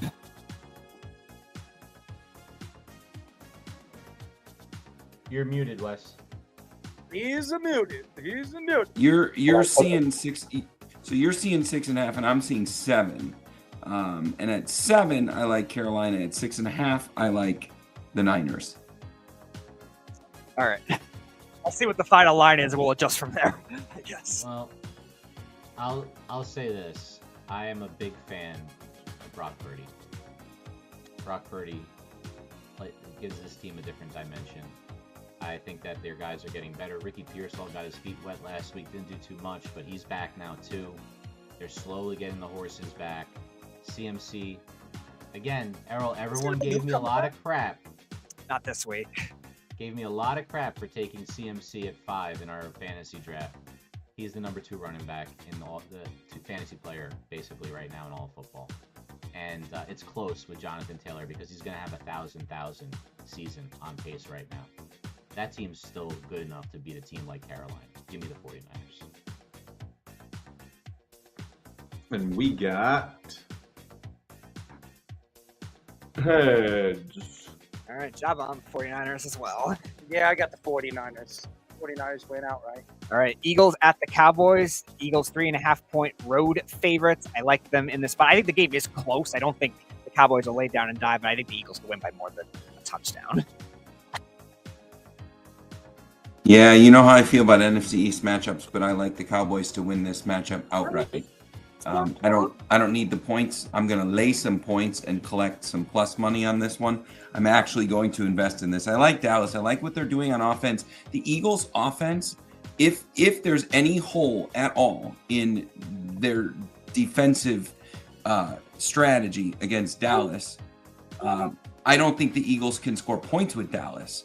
And the Eagles have been so lights out on defense that yeah, we got another gambler. The Eagles have been so lights out on defense that they're oh thanks, bro. They're just due for a different type of performance, and a division opponent is the kind of matchup that'll bring out something that's uncharacteristic of the team. So I like Dallas outright. I'm going to lay 5.5 on Dallas and up it to about plus 350. I also watch a lot of NFC East football, and I got to be honest with you, I don't trust this Cowboys team in a million years defensively. I think that they're going against the strongest secondary they're going to play. Quinyon Mitchell might be the top corner in football this year. the way that he's playing, I expect him to shut down whoever he's on. I would expect him to be on Pickens more than Lamb because Lamb will probably be in the slot, but I don't know how they're going to do that. But they got a whole host of other guys like Cooper DeJean that can take away their best weapons. They don't have Lane Johnson, so it worries me a little bit on the Eagles side of it. It's not a big spread. I think the Cowboys are being a little overrated here. Give me the Eagles.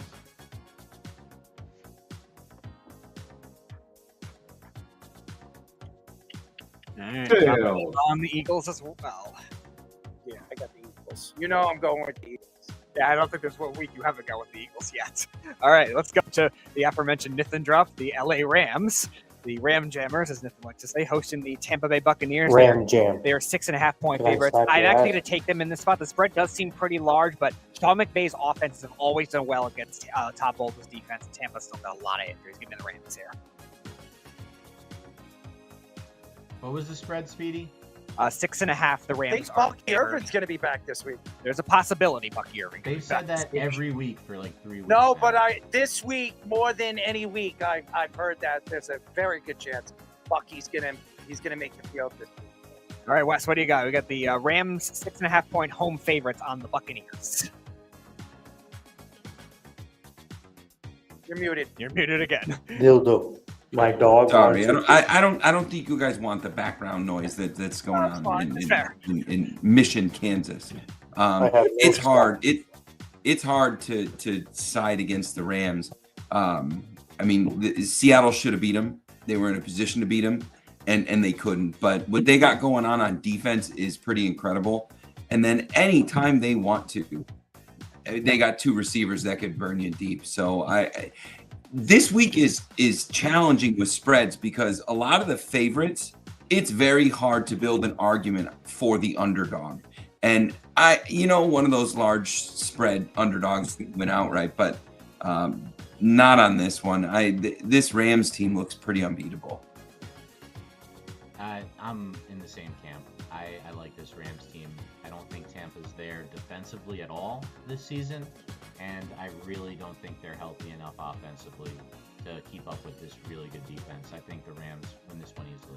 If Tampa falls out of the playoffs, I'm gonna tell you this: Todd Bowles going to lose his job. Yes, unfortunately.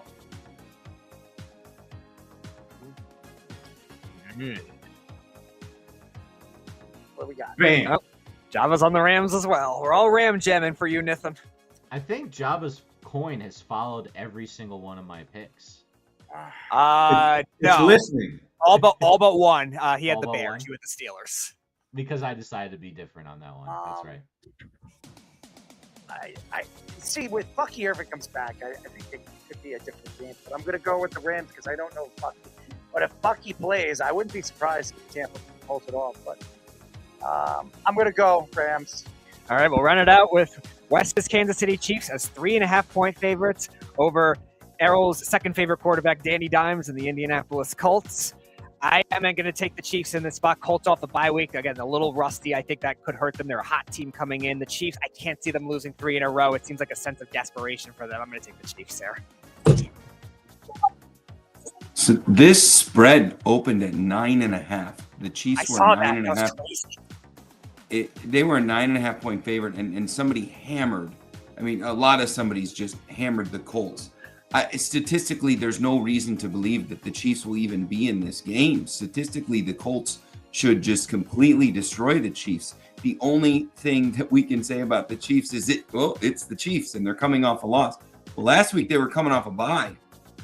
Denver is a little bit different, though. I said last week, Denver and the Chargers were built specifically to beat the Chiefs. They were built as a replica of what Tampa and Philadelphia have done to the Chiefs in the Super Bowl. And that's exactly what we saw. That being said, the Chiefs were still in the game. I don't know that the Chiefs can stop the run. I truly, I'm going to be at the game.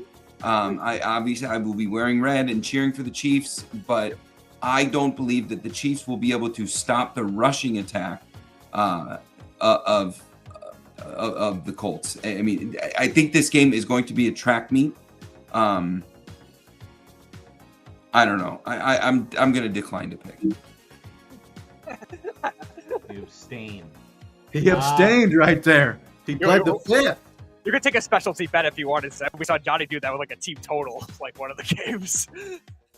Well, it sounds like you take the over if you're going to take something. If you think it's the over, I do believe that there's going to be some points in this game. I think that for sure. Well, no one stopped Jonathan Taylor this season, so I don't think you have to be bad at the rushing defense to get gashed by him. So, but then you got the Patrick Mahomes effect and the Travis Kelce effect, and it's going to be a feature game that everyone's watching. So something weird's going to happen. What do we got as a spread, Speedy? Chiefs are 3.5-point home favorites. 3.5. Ooh, that's so tempting. That hook is so tempting. I'm gonna go for that hook. I don't know if they win by more than a field goal. I think this is a field goal game. Give me the Colts to cover, but I do think, for some reason, I think the Chiefs are gonna win this game. But I think, give me the Colts to cover. Java. Tail. Yep, agreeing with Fish again.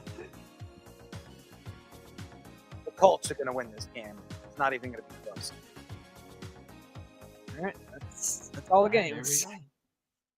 All right. And now, ladies and gentlemen, let's parlay.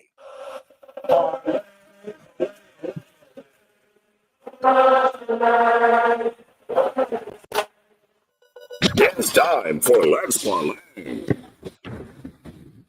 All right, ladies and gentlemen, we have Mr. Wesley in the feed. We love him.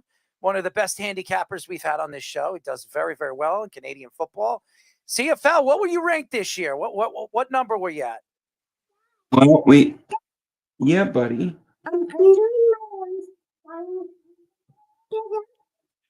Okay, I will when I'm done. We finished the season. Speedy was tracking it at one point because I was doing, the Let's Parlay. You can do. We do 4, and there's 4 CFL games. But at one point, we were as high as 72%. Yes. When I stopped giving them out because I had a stretch of not joining. I think we finished somewhere around 64%. I think last time you said in the betting chat it was 68 something. Yeah. What I tracked was somewhere around 64, but I finally got that preseason Grey Cup winner. We skipped last year, but that was nice at plus 850. I had a total of 76 parlays that hit on that Grey Cup victory. I did actually catch 3/4 of it, Wes. I was watching to pull for your Saskatchewan team, but now on Friday I'll Chad say it 3 times fast. Yeah. So for this week, I'm gonna say with college first. We're going Friday night, and I'm going the Florida State game against NC State. I do not know why there's so much public support for NC State. Florida State, believe it or not, is a top 10 rushing yards team in the country, and their defense is pretty solid too. I believe that Florida State is going to win this game, and they're going to cover the 4.5 points. This will make them bowl eligible. There's just certain teams that the climate of college football is better when certain teams are good or in the bowl mix. Florida State's one of them. I don't like it. It's just better when Florida State's a part of it. But this is something of a conference rivalry. I believe we only got about 2 or 3 more years of Florida State, even in the ACC. I think that they're going to end up in the Big Ten in less than 5 years. All right. Give us your number 2. Number 2, I am taking Illinois, and I'm going to lay 7.5 points. Illinois, when they win, it's by double digits. Wisconsin, when they lose, it's by double digits. So Camp Randall this year is not what it was. My first memory of Camp Randall was a number 1 ranked Ohio State going to Camp Randall. Oh, thanks, buddy. Was a number 1 Ohio State team going to Camp Randall to lose. It's probably back in like 09, 10, something like that. That stadium and the jump around, it's not doing what it did. And I'm not calling for coaches' heads because Fickell's a good coach. That being said, if you believe Illinois is going to beat Wisconsin, history says Illinois wins by double digits and Wisconsin loses by double digits. And this season, it doesn't matter if it's home or on the road. So I'm laying 7.5. I'm taking the Illini. Oh, wow. Number 3. Number 3, I'm actually going to take a dog, and you call me a homer if you want to. Most of my family went to Lawrence, or at least my wife's family. But I'm going to take the Jayhawks plus 4.5. If you look at Kansas and Iowa State statistically, offense, defense, they're the same exact team. But when I look at this game, you got one team coming off a win, and you got one team coming off a loss. You got the coach that's coming off a loss. Coach is a little bit more inspired the following week. I believe that Leipold is a better coach than Campbell is, and that's just where I'm at. So in what I believe to be a statistical stalemate, I'm getting a better coach and a better running game. So Kansas plus 4.5. All right, give us your number 4. This one's wild, but I'm also going to take another dog. It's from the state up north. Here in about 2 days, I won't say the word Michigan for about a week. We cross off M's everywhere. There's no blue. There's no blue in my house. We don't write with blue pens. That's how it is. We're about 2 days away from that happening. So Wes, when you come on that week, do I have to make Errol's handle Errol EROLXARK? I want a red X over his last name, over the M. Thank you. Yep. That's it. My kid is 3. He learned the "Don't Give a Damn" song when he was 2 years old. That being said, I am taking the Spartans plus 16.5. They're going to Iowa. I think this is a perfect spot for a letdown game. Iowa just played out of their minds at the Coliseum. I believe that they are the better team against USC. That being said, they are not 16.5 points better than this Spartan team. I don't think we're going to see the same offense. That was a once-a-year offensive performance that we saw out of the Hawkeyes. So I'm going to take 16.5. Maybe Iowa wins by double digits, but not more than 16.5. There you go, Wes. Your obligatory shocker as well. There you go. Somebody's got to shock it, right, Speedy? Hey, we're getting close to shocker season. We're college basketball's happening, so I'm going to go to a couple WSU games this year. Those are really fun. Don't worry, Wes. If you ever bet on them, I'll give you 3 shockers on that show. I just might. All right, Wes. We love you, man. I'll talk to you soon. Yeah. I've been so busy today, man, dealing with all this crap. Yep. Take care, fellas. Mr. Wes, the one and only handicapper, one of the best. By the way, our Reddit is jamming right now. I don't know if anybody's checked our Reddit out. Jabba in the Mouth. Speedy's been posting up our stories on Reddit. Speedy, tell them some of our numbers on Reddit, the people reading our stuff. So the Yankees one, the Paul Skeens, the Yankees one got over 20,000 views and a lot of interaction on that. A couple of Errol's recent ones with the New York Jets and the benching of Justin Fields was in the 9,000 range, and even some of the basketball ones too, getting a lot of traction in the 6,000 range. Yep. So we're posting up our stuff on Reddit, so you can check out. And if you're not going on our website, well, you can go on Reddit, Job in the Mouth, and we're absolutely exploding on Reddit. Ever since we've been on Reddit, the stories that we're posting, we have one. The Ray Lewis one's doing very well too. So, which is almost at the 10,000. So, yeah, for all the fans out there, we're posting up our stories on Reddit for Job in the Mouth, and it's banging around, as we said. It seems like everybody keeps once they get obviously interested in some of the stories, they're just jumping on and reading whatever they can read, and it's exploding. So the Reddit is doing very, very well right now. So good news for all the fans. Thank you for reading the stories, the time that I've been putting into them, and I have a lot of time now to put up stories. So you see, I have the LeBron James story, the betting scandal. I had a little joke on that one, and there was a new one, the Shedeur Sanders, as I gave him the new nickname, Mr. Prime Blind. So go check that out as well. It's actually a really, really funny article, and I added a lot of my comedy from our show to it. So what you're saying is Deion Sanders is going to be in a starring role as the football coach of the blind Gremlins. I guess so. I mean, somebody's blind, and we all know gremlins are not that blind, but they're damn ugly. So, anyways, yeah. So thank you to Wes for heading our Let's Parlay segment. When we come back, we got Call Your Shot, Goodies Bag of Balls. If we get Goody in, and we have What's That Smell? But first, another Sports Minute with the Fish. This is the Jabba and the Mouth Sports Minute. All right, guys. Aaron Fishman here with another Sports Minute. Got a couple of stories before we get into the scores this evening. The latest college football playoff rankings are out, and there is a change in the top 5 after the Crimson Tide fell at home in Tuscaloosa to Oklahoma this past week, 23-21.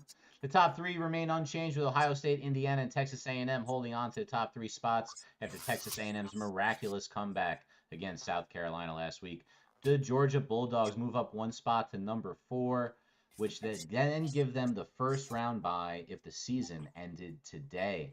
Texas Tech moves up to number 5, while the Lane Kiffin-led Ole Miss Rebels move into the 6th spot, with rumors about Kiffin's possible next destination running rampant throughout college football, including rumors Kiffin shrugged off about Ole Miss, giving him an ultimatum on deciding on an extension or leaving for greener pastures. 1-loss Oregon slots in at 7, and Oklahoma jumps into the top 10 at number 8 with the big win against Bama. Number 9, Notre Dame. Number 10, Bama, round out the top 10. The most interesting team may actually be number 13, Miami, who needs a lot of help to get into the ACC title game, the winner of which would get an automatic bid into the college football playoff. They will need help from multiple teams to get to the dance, but could spoil the dreams of teams like number 11 BYU and number 12 Utah, despite a couple of early bad season losses by the Canes. Well, another hockey season has started for the New York Rangers, and as many expected, it has been an up-and-down start for the squad. New coach Mike Sullivan had to recently step away from the team to attend to a personal family matter, and the team has been as inconsistent as they were last year in their early going. Frustrations are starting to boil up even for the Rangers announcing team. Former Rangers captain Dave Maloney, who is the color commentator for the MSG TV broadcast after he and longtime radio partner Kenny Albert were promoted to television after the retirements of both Sam Rosen and Joe Micheletti at the end of last season. They simply couldn't take the poor officiating Sunday as the Rangers faced off against the Red Wings. First, the officials missed an obvious too many men on the ice penalty, which followed a phantom holding call against the Rangers, which led to this funny Maloney exchange ripping referee Kelly Sutherland. Kelly Sutherland, who spends an inordinate amount of time explaining his calls on the ice, better explain this one, because this is a joke. Really. The stick is hooked around the right hip of Carrick. Stop explaining. Make the right call. This was followed by the officials completely missing an obvious too many men on the ice call, as I said. As ringside reporter John Giannone was showing the replay of the missed call, an audible F-bomb was dropped by Maloney. While MSG may not have enjoyed Maloney's candor, it certainly woke up a sleepy Rangers fan base hoping the rebuild or retooling or whatever Drury is calling it now won't last very long. But as long as it lasts, at least we get the tribal caller of the Rangers giving us some real raw takes along the way. Speaking of hockey, in hockey tonight, it's 2-0 Wild over the Hurricane with 6:50 left in the first, and it's 1-0 Ducks over the Bruins with 14:15 left in the first over there. 2 finals earlier tonight. The Capitals 7, Oilers 4, and Flames 6, Sabres 2. In basketball right now, we have a few games going on still. Let's take a look at it real quick. The Knicks are just underway in the second quarter with the Mavericks. It's 25-24 Dallas early in that one. With 1 minute left in the fourth, the Timberwolves have a 10-point lead on the Wizards, 116-106. 2:34 left in the fourth. Nuggets 116, Pelicans 106. It's 107-95 Thunder over the Kings with just under 2 minutes left in the fourth there as well. Just underway in Portland. It's 15-8 in the early going between the Trailblazers and the Bulls. Already finals tonight. Rockets 114, Cavs 104. Pacers get their second win of the season, 127-118 over the Hornets. The Raptors 121, Sixers 112, and the Heat 110. And the Warriors, 96. Guys, we are streaming live on TikTok, Instagram, and YouTube on our Job on the Mouth handle, on Facebook under the Worldwide Sports Radio Network handle, and on Twitter under our host handle, @ErrolMarks34. Keep downloading on Apple Podcasts and watch us both there and on Spotify. Now in video. Make sure you like, subscribe to all our shorts, reels, TikToks, and longer videos you see from us throughout the week. Now back to Errol, Jabba, and Speedy for our next segment on Jabba and the Mouth. Any questions? What is this? This is the Jabba and the Mouth Show. That's not technical. I just in my brick, diarrhea down my leg. I love the cereal store. 631! Number 2, 31. Oh, the number. You're listening. Jabba and the Mouth. I'm your host, Errol Marks. I say the Errol Marks because I was talking in a third person in one of my stories today. Speedy was laughing. I had to figure out something that kind of draws people in this story, and I was talking into a third person. It reminds me of Kyler Murray. You know who my co-hosts are, Mr. Jabba Chamberlain, Speedy P, executive producer, Mr. Aaron Fishman. You see him right in the feed. Tommy Poops is new with us tonight. Not with us tonight. He's sick. We got the Goodwood. He's back, ladies and gentlemen. He's gooding. He's woodying. And yes, he is working. And now, ladies and gentlemen, you can go to our website at www.worldwidesportsradio.com. Check out all our shows throughout the week, including Jabba and the Mouth, every single Mondays and Wednesdays at 7:30 p.m. All you have to do to tune in and check out our local listing for all our shows is go to our website at www.worldwidesportsradio.com. I had to take a shit. And I want to say something. Anybody that hasn't checked out Reddit, I've thought Reddit over the last couple of months has been very unique because I read a lot of different stories. Believe it or not, there was a guy that got caught killing his wife. And I think Goody's thing is making sounds. Somebody got caught. He actually posted up a story on Reddit about killing a woman, and he actually killed his wife. And he posted it up. Somebody bought the story on Reddit. I think it was Sony. They were going to make a movie out of it, and then paid him $250,000. And then they find out it's a real story, and he really killed his wife. It's people on Reddit, and there's so many people that go on Reddit posting up things for stocks and everything. You're talking about millions upon millions of people. And we started doing a Jabba in the Mouth handle on Reddit. It took a little while, but everybody is reading our stories, and it's pretty crazy. Every single story that we're up now, you're talking about the thousands that are checking out the story. So shout out to all the fans on Reddit. I've been very impressed with the numbers. Speedy's been really taking a tally on it. It was like, Speedy, how many people were looking at? Like a couple, like 100 or something? Yeah, in the beginning it was only a few hundred, but now it's thousands. Yeah. Besides the Knicks one you did with the Carmelo Anthony and Phil Jackson beef, 20,000. That was 20,000. Like it was really all the hundreds in the beginning, but we're getting some much more in the thousands. Yeah, everybody's reading the stories. Nathan's posting up. Fish posted up something. We posted that up, and all the stories that I've been doing now. It's been drawing people into our website and some of the stuff that we're doing, and it's pretty cool. It really is. So thank you to the Reddit fans checking out our stuff. All right, ladies and gentlemen, we call this Call Your Shot. I'm not an X's and O's guy, right? I'm not a tactician. I'm a motivator in the classic sense of the word. You know, Lombardi, Charles Lindbergh, none over in India, like those people. Call your shot. Dauber in the dirt. Somebody's daubering in the dirt. But all right, so it's very simple how you play this game, ladies and gentlemen. We're going to give you specific things that could happen in sports or something in sports in the next couple of months or maybe in a year. And we're going to call it, and we're going to come back maybe a couple of months from now or a year from now and see if we're actually on the button from it.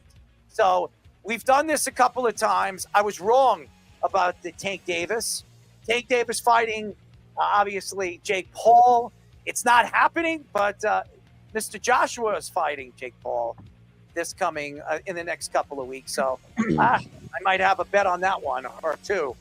So this is how we're going to do it. We're going to go Speedy first, Jarrett second, Fish third, Goody fourth, Jabba fifth, and me sixth. Here we go. All right, I'm going to allude to something that Fish hinted at in his Sports Minute. It has to do with Lane Kiffin and all the tours he's been going on, touring LSU, touring Florida. Sorry, Goody, you're not going to like this. My call your shot is he stays at Ole Miss, and he's going to be the third highest paid college football coach. He's going to get more than Kurt Signetti just got at Indiana, which was $11.6 million. He's going to surpass $12 million on his next contract. He's going to be a little short of Ryan Day's contract, which is $12.5. He hasn't won a national championship. I think Ole Miss does pony up. They're very close to. If they avoid their bad losses like they usually do at the end of the season, they will make the college football playoff this year after Alabama lost to Oklahoma this past weekend. So I think they will pay up to keep him there at Ole Miss, despite all the rumors throughout the SEC. Good one. I got it. That's part of my segment, dog. Well, I was gonna predict basically the opposite of that, and that Lane Kiffin is going to LSU, but that's not my full prediction here. I believe they've alienated him enough where he's just going to go to LSU. He will not be the only Ole Miss coach to leave for LSU in the next year.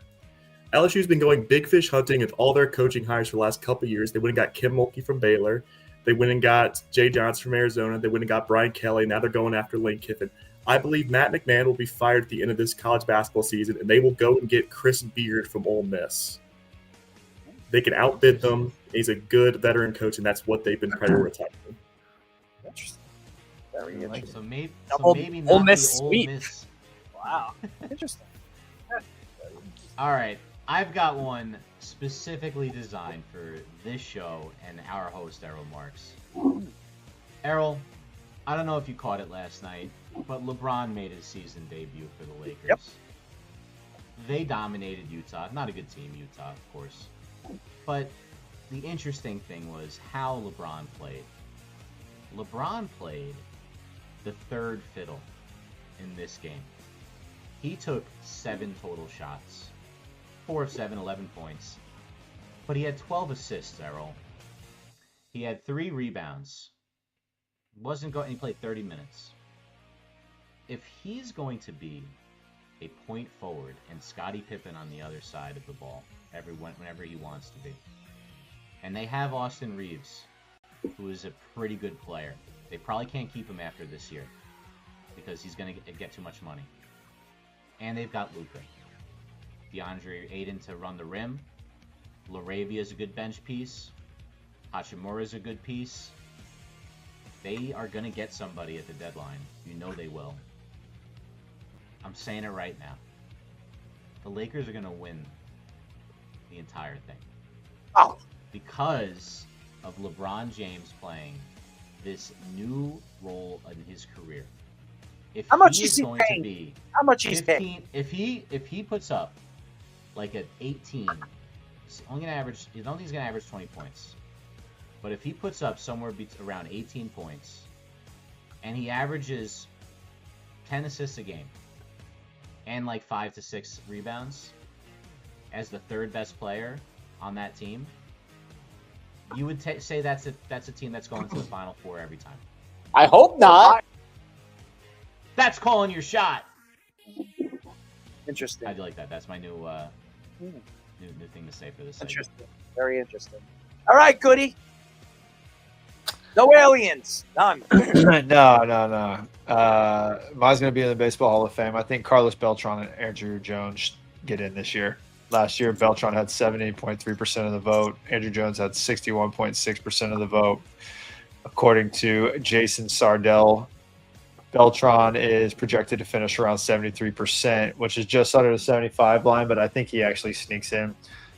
Biggest thing for him is the sign stealing scandal, which kind of sucks, but good enough player to be in. I think he should be in. Was a hell of a teammate, really good baseball player. And then Andrew Jones, I grew up watching Andrew Jones, so selfishly, I want him to get in. It's not looking great for him. He was at 61.6 last year, but I think this year he does it. I think the guys will. I think they need to understand what defense is. Although, whatever. I guess defense isn't valued as much in some awards, but it's great. All right, Jabba. I'm going to go with the Nebraska Penn State. Matt Rule is leaving to be the Penn State head coach. We just lost Dayton Raiola. He decommitted this morning. Obviously, Dylan is hurt. We've got one of the number one recruits coming in, and TJ Lateef from Compton is showing what he's got 3 big games if he goes and does this. Now with the revenue share and how things have changed in football, just because Rules signed an extension doesn't mean anything. I think we get those guys and Rules like, peace out, I'm gone, I'll pay you your $5 million, and he is now the head coach of the Nittany Lions in Crappy Valley. Interesting. That's pretty cool. All right. My final call your shot will have to go to the New York Giants. Now, Kafka is going to finish the season as the head coach of the New York Giants. Going into the offseason, I saw a list of coaches that they're already planning to interview. Brian Flores is not on that list. Nobody that Mr. Fish has projected is on that list. But there is one that I projected definitely on the top of that list, and that is Mike McCarthy. Ladies and gentlemen, you can book it. The New York Giants' new head coach next year will be no other than Mike McCarthy. Book it. I wrote a story about it. You can book it and it'll sink because that's where it's going. Mike McCarthy, the new New York Giants head coach. And that, ladies and gentlemen, is Call Your Shot. All right, ladies and gentlemen, goodies, mega balls. My mom was going to wire a car battery on my testicles. Trying to put Tiger Bomb on this jungle's nuts. Goodies, mega balls. That's how you become great, man. Hang your balls out there. Drove Mercedes-Benz. All right. Shout out to Fish for hooking this up. But the first ball of the day comes from Jeff Passan and his deal on Tariq Skubal. What he's saying and what is he predicting. Passan believes that Skubal wants to stay in Detroit, not just for the money, but because he actually likes it there. And he likes the coaching staff. Jabba, you can speak on what Detroit was like playing there, but according to Passan, Skubal is likely to command, obviously, a massive record-breaking contract if he stays healthy. Possibly the highest-paid pitcher ever in history. He had a little bit of a health scare last year, but with his side. But I think all things aside, he came out of that and proved that he was healthy in the postseason. He also cites Yoshinobu Yamamoto's $325 million deal is basically the benchmark and says Skubal could absolutely smash that number. I think that's quite insane. $325 million is a ton of money. But with that being said, insiders are skeptical that Detroit will actually get to that kind of deal. There's reportedly a $250 million plus gap between Skubal, his camp wants, and the Tigers have offered, or what the Tigers are willing to offer. But he said publicly that the trade stuff is out of his control, and he really hopes to remain a Tiger. So if they don't extend him, the Tigers are facing a tough decision. Either trade him next offseason when his value is sky high or risk losing him in free agency after 2026. What are the Tigers going to do with Tariq Skubal? Well, it's pretty simple. I'll let Jabba answer that first, and then I'll go. It's kind of one of those things. Obviously, they have some personalities on the team, but I mean, dudes tune in to watch him. 90%. Obviously, their first half was obviously different than their second half, but you're going to lose a huge fan base. Obviously, losing one of the top 2-3 pitchers in all of baseball. Mm-hmm. It's kind of what their front office and mindset are. They looking if they can get more than a bag of balls for him, no pun intended, but if they can get something that they think they can use right away, and then some of the arms and have a big league ready guy, I think they entertain it. I don't know if they're gonna pay him for what. And it's a great, I loved where I lived. It was great. The fans show up. There's nothing bad to say about it. It's just, it's kind of what it comes down to in if he wants to be one of the highest paid or if he's happy to be where he's at. I mean, it's a tough decision. The ball's in his court pretty much, but it's going to be what they want. I could see both of them happening. Like, this isn't one where I feel like one could happen way over the other. But if nothing happened, I wouldn't be surprised. If something happened, I wouldn't be surprised either. He is not going to be a Detroit Tiger next year. I believe in winter meetings, there are going to be teams lining up for him and offering the book. Well, And we know there's a they're lining up for him. I believe it's going to be the New York Mets. I think they have enough. I think Detroit, first of all, the Mets need a number one. Even though McClain is great, he's still a young pitcher. You get a 1-2 punch like him and McClain in that rotation. I think it makes a lot of sense. The Mets will pay him. Steve Cohen will absolutely give him what he wants. And the Mets have a good farm system. They got a ton of talent. 2 pitchers that they can send over there. Tong being one of them. One of the better young arms in all of baseball, and they got great bats too. I expect the Mets to make a nice run for them, and I could see the Mets absolutely closing the deal in winter meetings. So I'm going the Mets. I'm going to get Tarek Skubal. I think that's a no-brainer there for the New York Mets. Goody, I don't know which rumor you ended up seeing, but I know there was one that was released that Detroit offered 10 years and $600 million, and the Scott Boras camp, being as reckless as they want to be sometimes, wanted $850 for, I think it was 13 years. So obviously, if the Tigers are going to have to do it, they're going to have to pay up in some kind of middle ground. Maybe they settle at 700, or maybe they take a page of the Dodgers playbook and actually use deferred money. But yeah, I don't know if I trust them to do that. The Mets will be in there as well if there's a trade possibility. I know they reached out to Boston at the trade deadline last year when the Tigers weren't supposed to do anything, and then they came back in the second half of the season and made the playoffs. But the Red Sox definitely could be in on that. But with them just training for Crochet, Red Sox are not paying. Yeah, that with kind of them money. just training for Crochet, I don't think they're as much of a favorite. There's only now. one owner that's crazy enough to give Tarek Skubal that kind of money right now, and that's Steve Cohen, Uncle Stevie. I'm telling you, it's going to be the Mets. It's going to be the Mets. It's not going to be the Mets. Well, or the Yankees. We'll see what the Yankees do. Maybe they get Skeens. The Yankees don't. Skeens makes a lot of sense, but the Yankees aren't going to get Skeens until probably next year. They've got Cole coming back. They've got a great rotation. I don't think the Yankees need to worry about bringing Skubal in, and they're going to, oh, my God, that's going to change everything. Yankees rotation is the best in the American League right now when Cole comes back. So I don't think it's going to be Yankees. So, but Skeens makes a lot of sense in 2 years where he's going. He wants to be a Yankee. I think the Yankees want him. You think he actually said that? 100%. 100%. 100%. He said it. And He denies it. So yeah, of course he denies it. Why would he go out there and throw himself under the bus? It makes a lot of sense. Him going there. Look at his girl. His girl loves center of attention. She's a model, aka the biggest TikTok phenomenon. I think it makes a lot of sense if he goes to Broadway. I called him Broadway Paul in my article. I think that's where he's going. Broadway Paul. Paul. I like it. I like it. All right, we'll move along. We'll see where Skubal ends up landing. I think it'll be interesting to see winter meetings are in Orlando this year. So if you have a chance, come out and check it out. I think I'm gonna pop in and pull some guys. But when I went down to Lakeland and spoke to some of the guys with Detroit, they called Tarek Skubal a butts and seats player, as Jabba alluded to. So I told them basically, if you don't sign him, you guys are not smart. So we'll see. I didn't want to say. I was waiting for you to say it, so I don't want to say anything. But you were pretty adamant that you better sign him, and it doesn't seem like that's where they're going. So.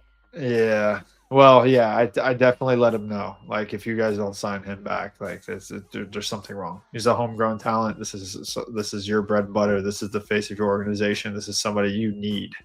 Obviously, they don't go as far as they did in postseason without Skubal. So, and he's just apparently he's a class act. So, I don't know. Never met the guy, but love the way he pitches, love the way he competes, and thinks he obviously back-to-back Cy Young Award winner, so he's one of the best to do it. So, but moving on along, the Orioles and the Angels made a somewhat of a head-scratching trade as the Orioles traded young Grayson Rodriguez for a not so young Taylor Ward. Not sure how old he is, but he definitely looks a lot older than he probably is.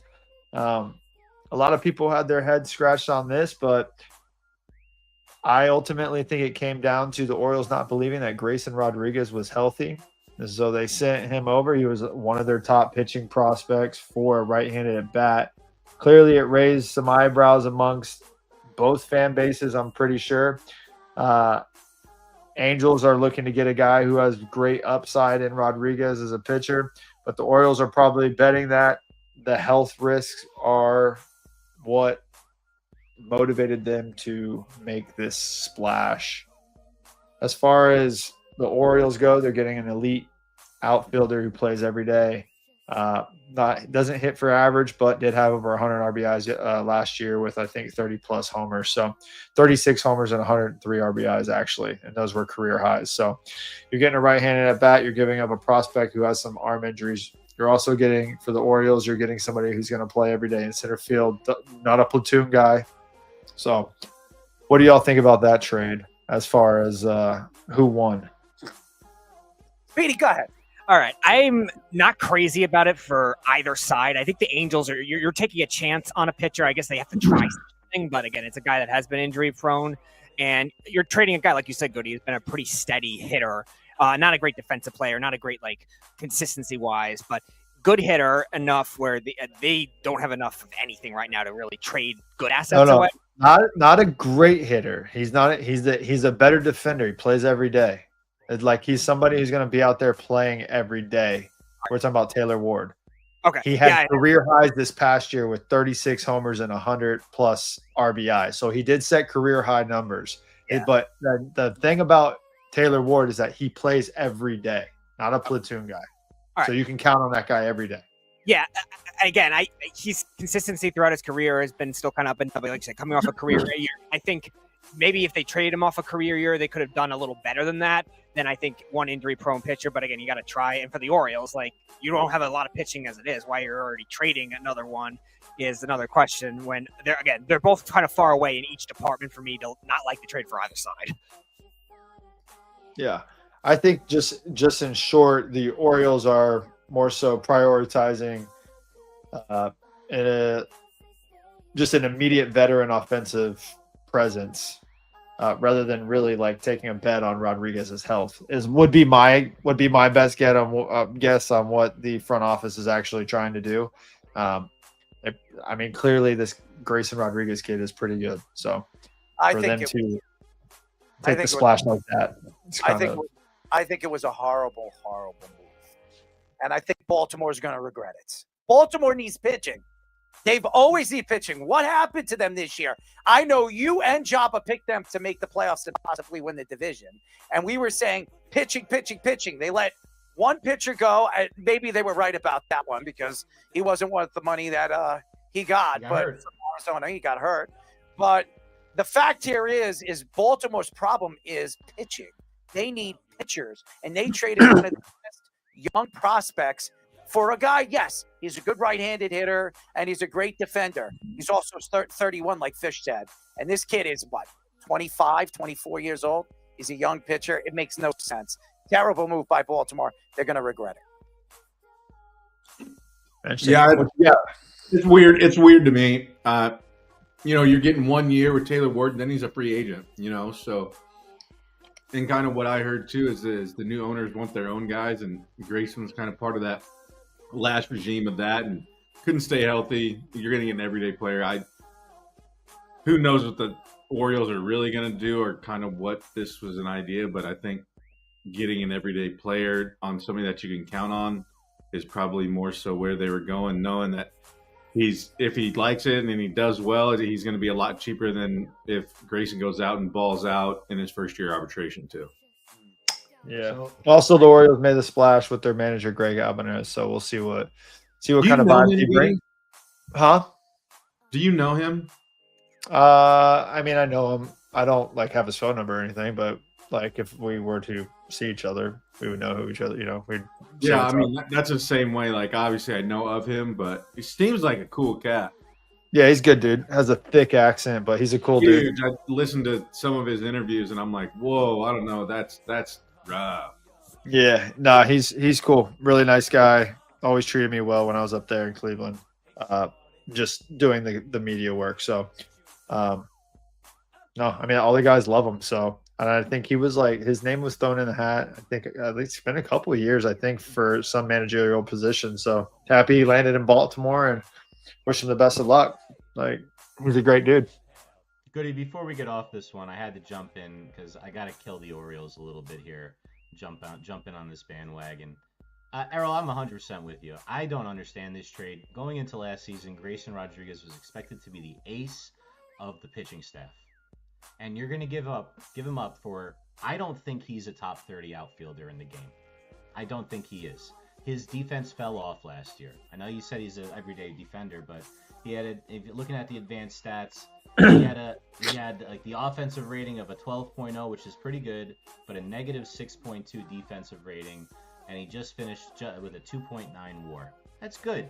It's not good enough to trade for the potential ace of your pitching staff. I know he was hurt, but what are we doing here?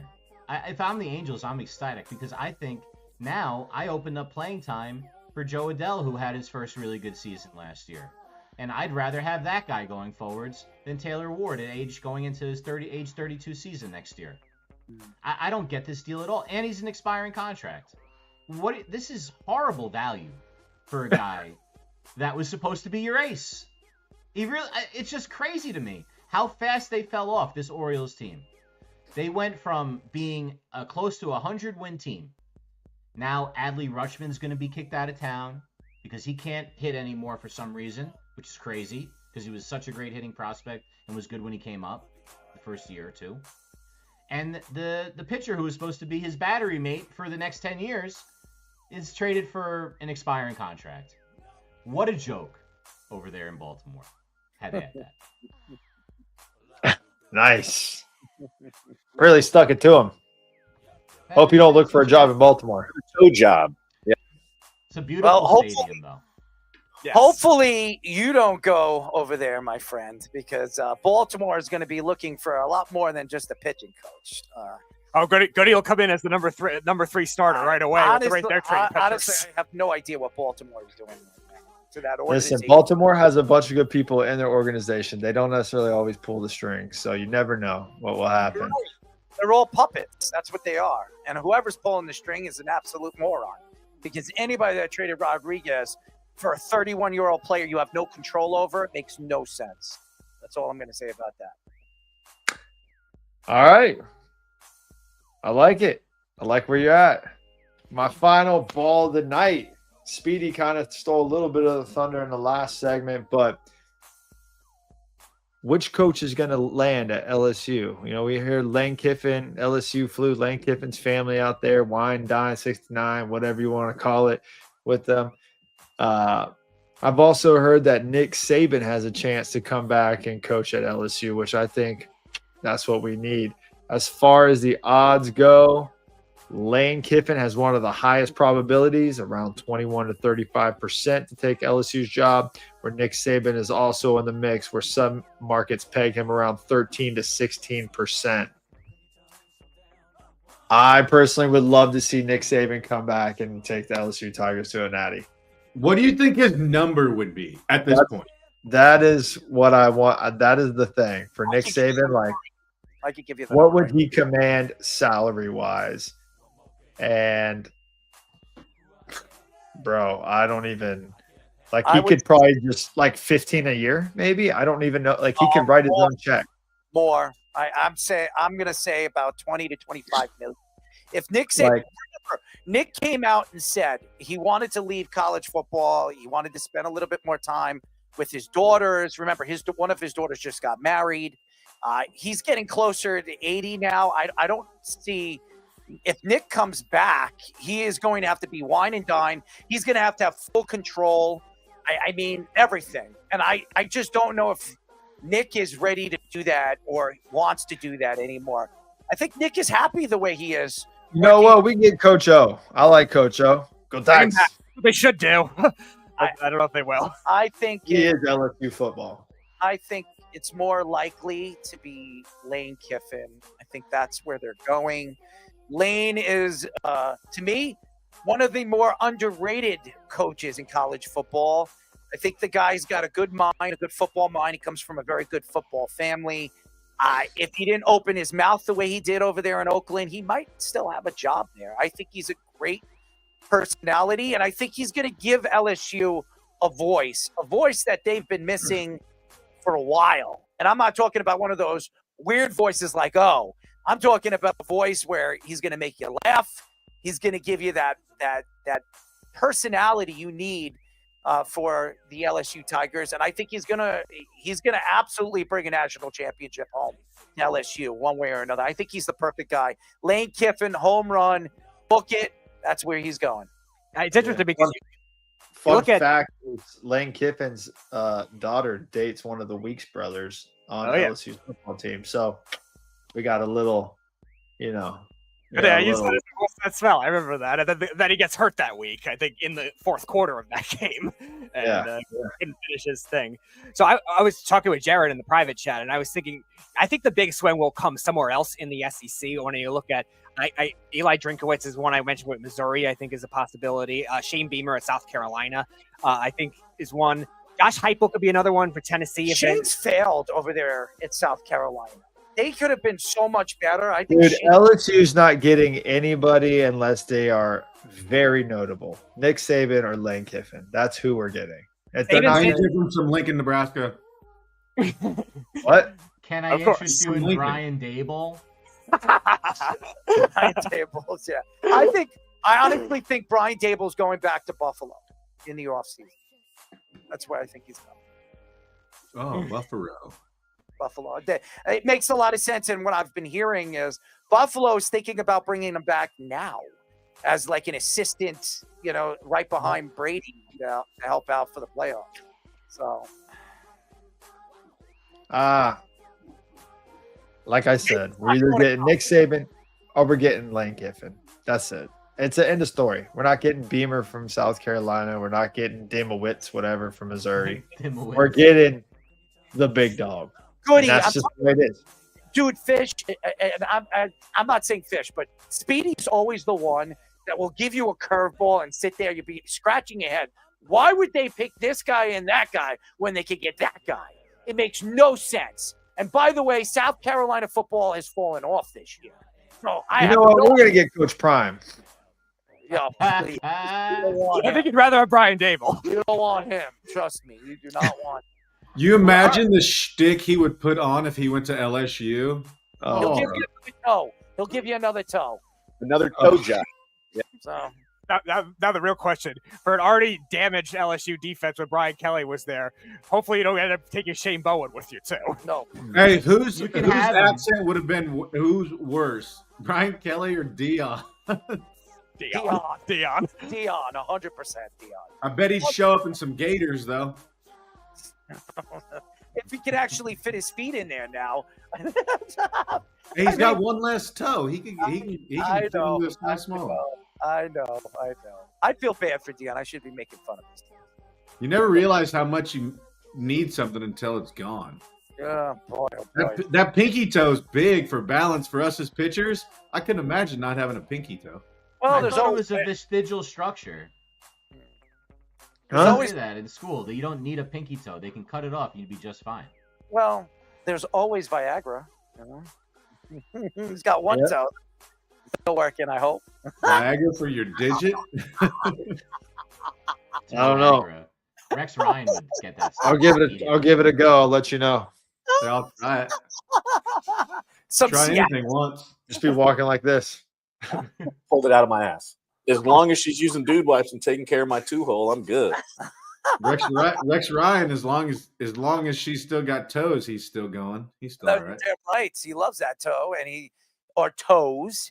And as Mark Sanchez's tattoo is now disabled or completely dismembered, and he better have taken that off his body after what happened. By the way, did you see what Fox is doing? They're completely like brushing Mark Sanchez like he didn't exist to the organization. That's crazy. I mean, well, the dude. I know. Whole life. I know, but that's crazy. Like completely, like just brushed it like he didn't even exist. It's crazy. By the way, congratulations to Drew Brees. I don't know how long that's going to last. We saw Drew He's Brees on the other show. He's It was terrible, not great. man. Yeah. He is terrible. NBC, dude. He attacked NBC because they hired him. They brought him and they signed him to a 4-year deal. And then they completely, within the year, just paid him off and said, goodbye. We don't want you. I mean, that's easy money right there. He made a I lot mean, of that's money. nice. That's nice to be able to be paid to be fired from a job. Yeah. Like, hey, He's get out of getting here. Here's 20 mil. Could you imagine Yeah, what like, have to do? do you just plan to be bad and be like, all right, they got to get rid of me, peace? That's and then you get to be like Jimmy Buffett for the rest of your life. You just go to Margaritaville, live off of that money. That's all you got to do. I feel bad. Mark Sanchez will love it there. There's a lot of buts. I feel That's bad what because Mark Sanchez should have did. I feel bad because Tom Brady is making this kind of money, and I don't know how they're going to pay him off to get rid of him because he's so bad. He's really, really bad. And by the way, Tony Romo, since he's got his contract, he's been bad. These analysts and I love Tony Romo, but this past year I've been watching him and listening to him. I don't know what happened. I don't think he's bad. It just if you give him a Josh Allen or Patrick Mahomes game, he turns into a teenage girl sometimes. It's so and bad. just gushes. Oh, he fanboys so hard. Yeah, it's so bad. I can't listen to them. The one person that I can listen to is Ian going, well, I will get Ian on the show, but Ian's great and he always does a great job. And I love his enthusiasm when he's calling a game. He's definitely he doesn't like calling jet games, that's for sure. He really doesn't, because there's nothing to be enthusiastic about them. So but he gets picked a lot for the jet games in the regular I like season. Greg Olson. He's pretty good. Greg, I feel Greg Olson got screwed. He got screwed when Tom Brady got one, Errol. He is the best. He is the best. By the way, he's coaching. He's got great lettuce too. I'm gonna tell you this: he's a great dad, great personality, great person off the field. I think everything about Greg Olson is what you want. You're a coach to be. And by the way, he was this close to getting the Carolina Panthers job. That's how close he was. Very close. If Dallas didn't have that season with the Buccaneers, I think he gets the job. He was the second guy. He got the second interview too. He was one of only 2 people that get that second interview, him and Canales. They chose Canales. Greg Olson's going to get a job. I really do believe it. He's coaching high school right now with 2 NFL players, Stewart, and who's the other guy? Luke Kuechly. And they're doing a great job right now over there. So I like both guys. I think Greg Olson will be a coach in the NFL one day. I do believe that. All right. We call this final segment. What's that smell? Hold up. What is that smell? What's that smell? Wow. You don't see that every day. All right. The final segment of the night, and everybody knows how we play this game. It's pretty simple. We're going to tell you a story. It could be sports related, music related, any related. We're going to tell you what it smells like. And it probably could smell really bad. And with Speedy, I have no idea how he pulls that one out of his ass. But as we all know, pulled it out of my ass. He pulls it out of his ass. All right. So we're going to go Goody. No, actually. I got one, bro. I got to figure one out. All right. Well, we'll go Speedy. He's chat GPTing right now, bro. We'll got Speedy, Coach Fish, Jarrett, Goody, Jabba, me. Here we go. All right, so I texted mine to Fish earlier because it is a New York Rangers related one, and this came out either Friday or Saturday. This was Marian Gaborik who said on the Spitting Chicklets show that when he signed with the New York Rangers, the illustrious owner James Dolan. By the way, check out Errol's great story on his ranking of New York sports owners. By the way, James Dolan did not win. Very, very funny. And this was a good reason why, because when the Rangers brought in Marian Gaborik, he said he didn't even know who he was, and he even asked him if he was on the power play. Meanwhile, Marian Gaborik's stats with the Minnesota Wild when he was there for 8 years, he had 219 goals, 218 assists, 437 career points. That is already a borderline Hall of Fame career just with one team. And then he goes to the Rangers, obviously has 229 goals and 120 with the Kings, including killing the Rangers in the Stanley Cup Finals. And James Dolan didn't even know who he was. So what does that smell like? It smells like James Dolan performing one of his awful shows with Keandre Miller's game-worn, sweaty pads on, and then jumping into a mosh pit. Goodness. That was tame for you. That's interesting, Speedy. Here's what you were describing, though. One of my favorite videos that I have cut ever. This jazz singer, just a wonderful, wonderful man, Mr. Dolan. Wonderful. Wonderful. Real wonderful. All right, who's next? You. You know, okay, I'll go. I found one. Here we go. Ready? Kim Kardashian broke down in tears as she expressed how hard and stressful her life has been while trying to pass the bar exam, which she recently failed. Quoted as saying, "I'm so tired. A part of me wants to give up. I feel like my brain is going to explode, and I still have to study much more." Bro. What are we doing? Good job trying to pass the bar exam. All right, great. We all, you always want to strive to be smarter. We get it. You're a freaking billionaire. You just buy yourself the bar exam. You just buy yourself the bar exam. You are the bar exam. Billionaire. This smells like shit.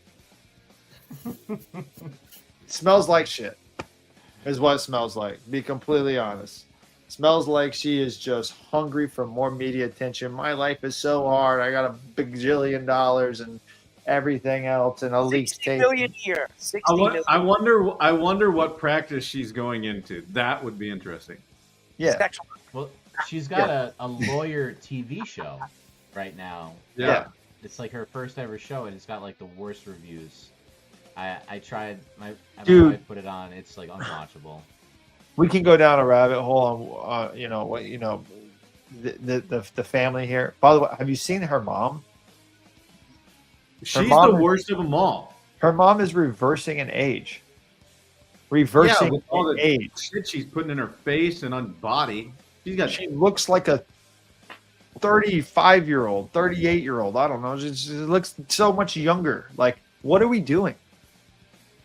It's What are almost we like doing? Those, like sci-fi shows I watched as a kid, where like there'd be a beautiful woman. She's like, "I'm 237 years old." Yeah, dude. They're vampires, dude. They're shape-shifting vampires or something going on. You're there. the conspiracy theorist. You should have something with this. I have something, but I honestly don't feel like getting into it right now. Better way to transform all these fake celebrities into shape-shifting vampires. That's No, fine. I got something, but we'll talk about it later. It's 11 o'clock. Your boy got TMJ ready to call it a night. All right, I'll go next. This one, I'm definitely the one that has to do this one. A few members of the media have gotten their feathers all ruffled.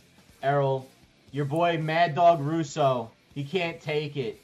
Brandon Tierney from The Fan, he can't take it because Cam Scatabo went to a WWE match and sat courtside or ringside with Abdul Carter behind him and got into a little shoving match with the Judgment Day, which, as we established in the last show, are still a thing for some reason. Now, Scatabo is the man. We know this.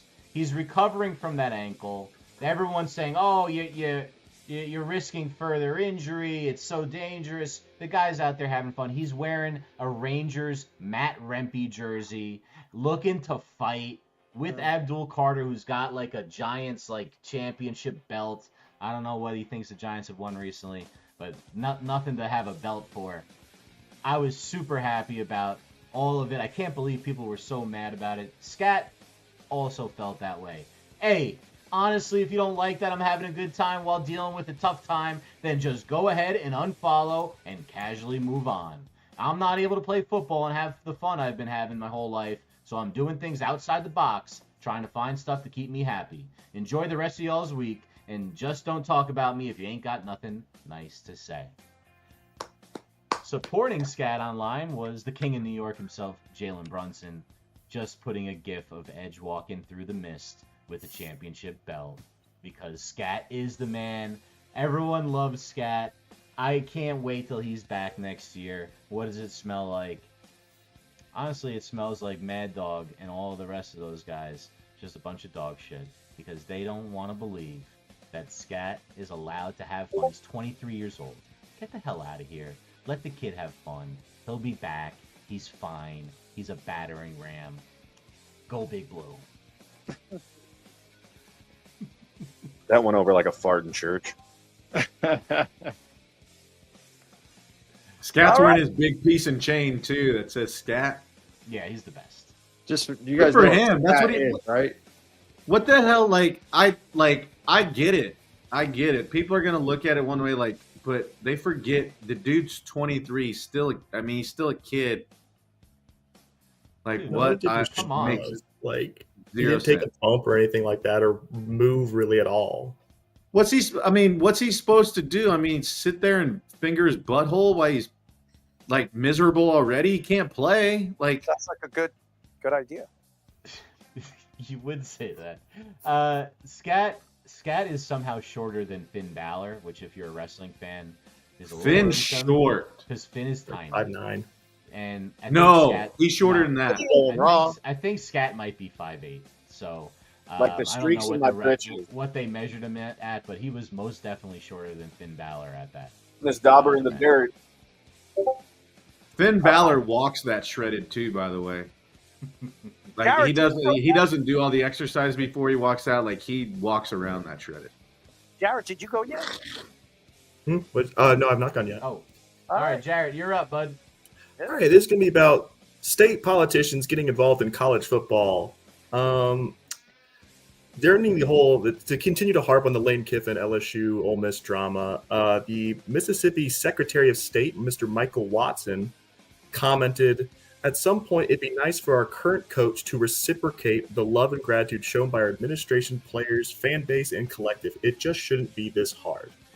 Right afterwards, the Louisiana governor continued his tirade of just commenting on the LSU coaching search, how he talked with Lane Kiffin for 2 hours straight about it.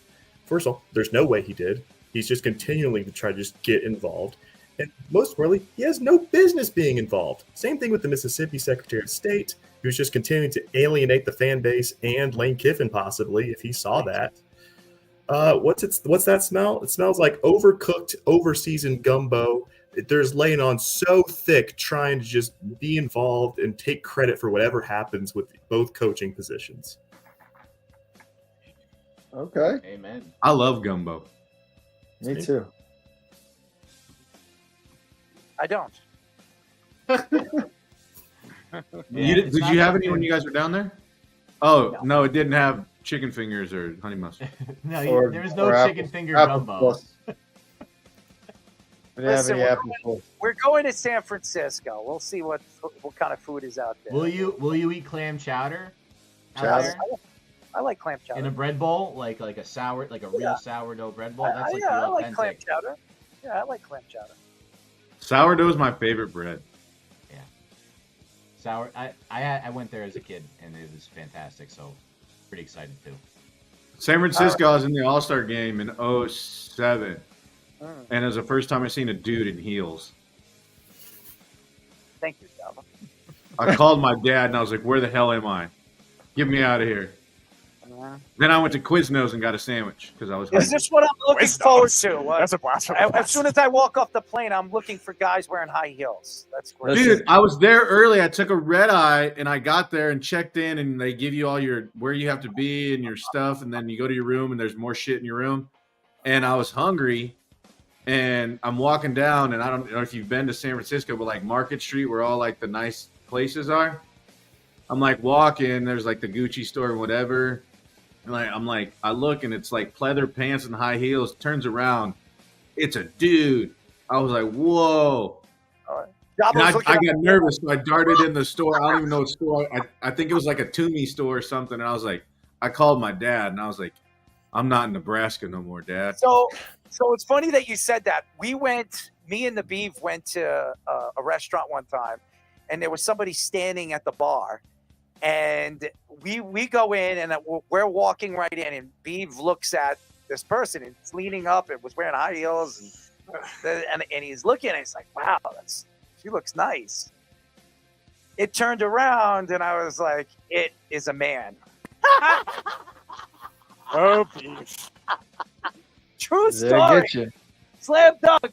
And if Jamie Lee's listening, he's probably cracking up right now because it's true. It'd be like that. It'd be like that. I'll get to my what's that smell, but thinking of that, so I get drafted. I have my son. I get drafted. They send me to Hawaii for winter ball. I've never really been out of the Midwest. Like I went to Texas one time when I was 14 until I got to college, right? But not like by myself. As always, I didn't have any freedom. And so I'm out with Ian Kennedy, Mark Melanson, Christian Garcia, and Cole Garner. And we're walking down in Waikiki, and they put us up for 3 days, and we had to find our own housing, right? So we're just a bunch of idiots that had just gotten some money, and some guys had been playing and had some money. And so we just leave Cheeseburger in Paradise. Of all the nice places you could go to in Hawaii, we ate at Cheeseburger in Paradise. Don't ask me why. So we're walking up and down and, street performers, whatever. And then this 6'6", like just whatever. And Cole Garner, he was the dude that just so fun to be around. Show me what you're working with. Bends over, thong, and then nothing but twigs and berries when he bent over. I was like, what just happened? I mean, cash and prize is just right there. I'm pretty sure it winked at me, but I didn't really get close enough. His brown eye winked at you? Dude, it was crazy. It makes my pecker. Halloween on Waikiki Beach might as well just be a straight nudie fest. I gave up food there. It was awesome. All right, anyways, what's that smell for me is how many damn streaming services are we going to have to buy as MLB just came in now? They're going to be on ESPN, and then it's going to be Netflix with the Home Run Derby and all the other stuff, and then NBC. And I'm tired of it. I might have to go back to cable because it ends up being cheaper, all this streaming stuff. I get caught. I don't know what the hell I'm supposed to be watching on a Friday night, on a Tuesday night. Unless they want to hire me as a job to do one of these damn streaming shows, I'm getting confused. I'm tired of paying for it. And it smells like it's burning a damn hole in my wallet. And it smells like one of them old rubbers you had when you were a kid and it's on fire. And it sucks because it always breaks. And then I had a kid. And it sucks. Smells like rotten bleach. Yeah, it's like burnt rubber. Damn you, Scuba Steve. I was watching. It's funny that you said that. I watched Big Daddy. Big Daddy was on today. That's a very underrated movie. Yes, very funny movie. And I've watched it like a million times over the last week because they always play it over and over and over again. That sucks though when they play the movie and they just run it. But you can't watch it on regular cable because it doesn't have like the good stuff. No, it doesn't. All right, my final what's that smell goes to Mikko Rantanen. And last night, oh my God, he practically took off Alex Romanov's. He took off his head, his body, his arms, everything. That hit was so vicious. Patrick Waugh actually started screaming across the ice, "You're not going to effing finish the game." That's what he was screaming across the ice to Rantanen. It was horrible. He also said, but all I'm going to say is when you see the numbers, you have to lay off. Everybody knows that. He pretty much took his body like right off his body, like off his waist. And it was a legal hit. It was horrible to watch.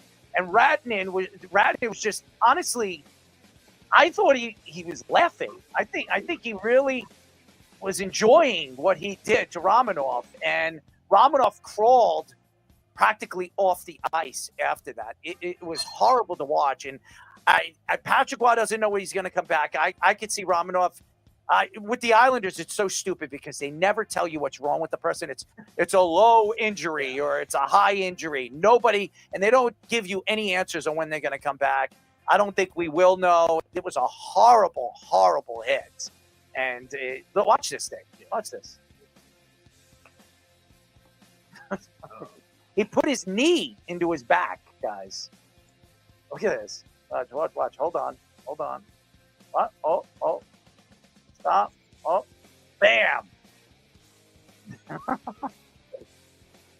That's not that bad.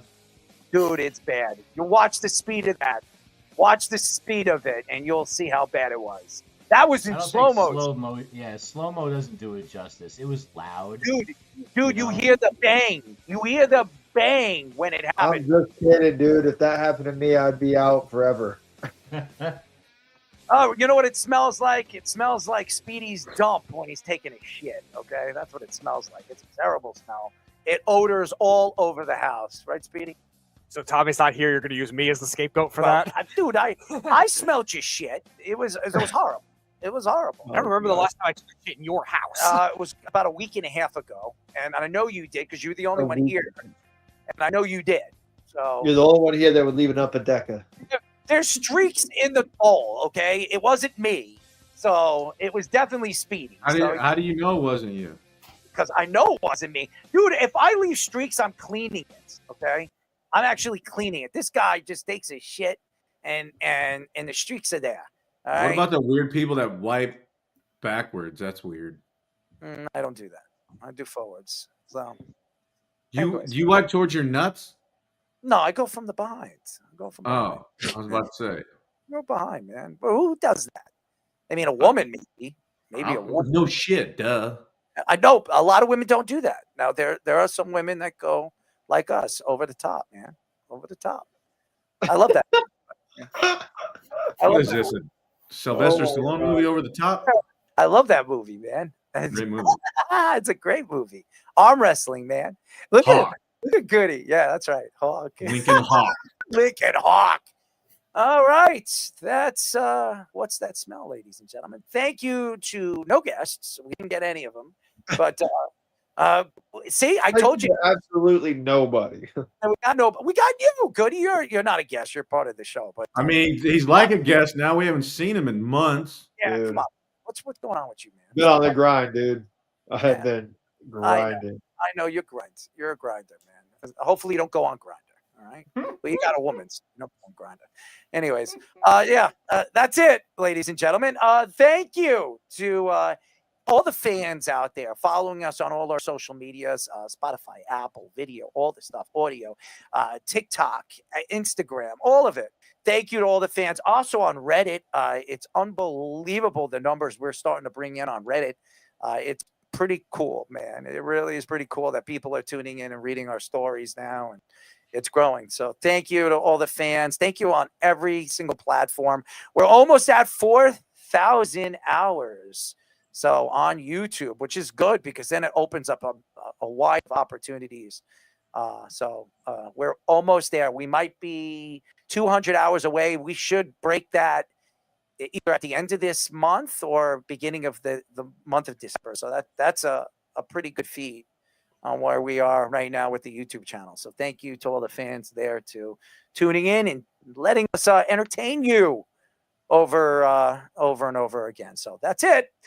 Speedy, who do we have on next week? I believe Jabba has the guest for Monday. Yes. Go ahead, Jabba. B Hope, beat writer from MLB.com for the Yankees, the New York Yankees, aka New York Yankees, to talk a little winter meetings, GM meetings, what he's heard. He had to drive from New York to Tampa with 3 kids and his wife, so that should be a fun story. Not sure. That's definitely something. He's like, I'm not flying, so he drove. I want to say something. Brittany wants to go to Toronto. We're going to go to Toronto in January. And she was telling me we were trying to get, we're looking at seats and tickets. And she's like, this is ridiculous. Do you know that both ways of getting Canadian tickets to Toronto is like $700? It's ridiculous right now to go to Canada. It's ridiculous. And she's like, oh, we're still going. I was like, you're going to pay for that. I'm not going. I'm not going. You're paying for it, Miss Moneybags. But she wants to go to Canada, so that's where we're going. We're going to go to Toronto for a couple of days. We go a couple of days. Toronto's nice. Yeah, it's beautiful. We love it. We love it. We love it. Absolutely love it. And we enjoy it every single year. Stay away from Niagara because I don't need my rent-a-car being bashed in and robbed. Thank you. Have you gone on both the U.S. side and the Canadian side? Yes. Yes, sir. Yes, sir. Canadian side's way better, but yes. I will say this. I when I played hockey, I've been all over the place. Vancouver, Edmonton, it's all beautiful. More, if you go to Edmonton and Calgary, it's all woods, man. It is like there's nothing. It's just and by the way, each town is like 40 miles away from each other. So if you live in Calgary, good luck. I love Montreal. Montreal's dude, it's a party place. If you're having a bachelor party, that's the place to go, guys. That's the place to go. Jarrett, you're a young guy. Go check out Montreal. You'll love it. I just tell him I know PK Subban because he's a black French Canadian. Oh, they melt. They love you. They love you. Russell Martin, when he would talk, it'd make my nipples hard because I'm like, I don't know what you're saying, but that is a cool language, bro. That's a take speed. You better cut that up. Makes my nipples hard. Never going wrong. We need 3 of them. All right. Yeah, nuts. He takes himself. All right. And one more for the road because I have to do this for the old man. I love Lisa Ann. As he always loves Lisa Ann. Or My Indo. oh wait, his Indo is definitely If he actually ever gets Lisa Ann on the show, I'm not saying anything. I just want to focus on him the entire time. dude, his mouth will water. That man Oh, has he will drool. has this infatuation with this woman. I don't get it. It's funny. The first time I saw her at a convention, and she was walking around. And What convention were you at? So it was in Manhattan. It was a sport convention, and she was doing something for the company she was working with, and she was taking interviews, and everybody was Nice like, cover up, real slick. "I'm being serious. I'm being serious." She does sports, man. It was at the sport. I know she does. Yeah, so. You're Every guy was running at her, trying to get an interview with her. So, wink, wink. Pass liquor. Oh, I didn't do this yet. Joba. Oh, here it is. Joba. Pass liquor. I didn't do that all show, so I had to do that. Anyways, that's it for our show. We'll see you next week. By the way, January 13th, we will be doing Carmine's, and stay tuned. We'll give you all the list of guys and people that we're going to have interview with, Q&A, and maybe we'll get Goody to come down. That would be fun. It'd be crazy. Anyways, good night. It's the Worldwide Sports Radio Network.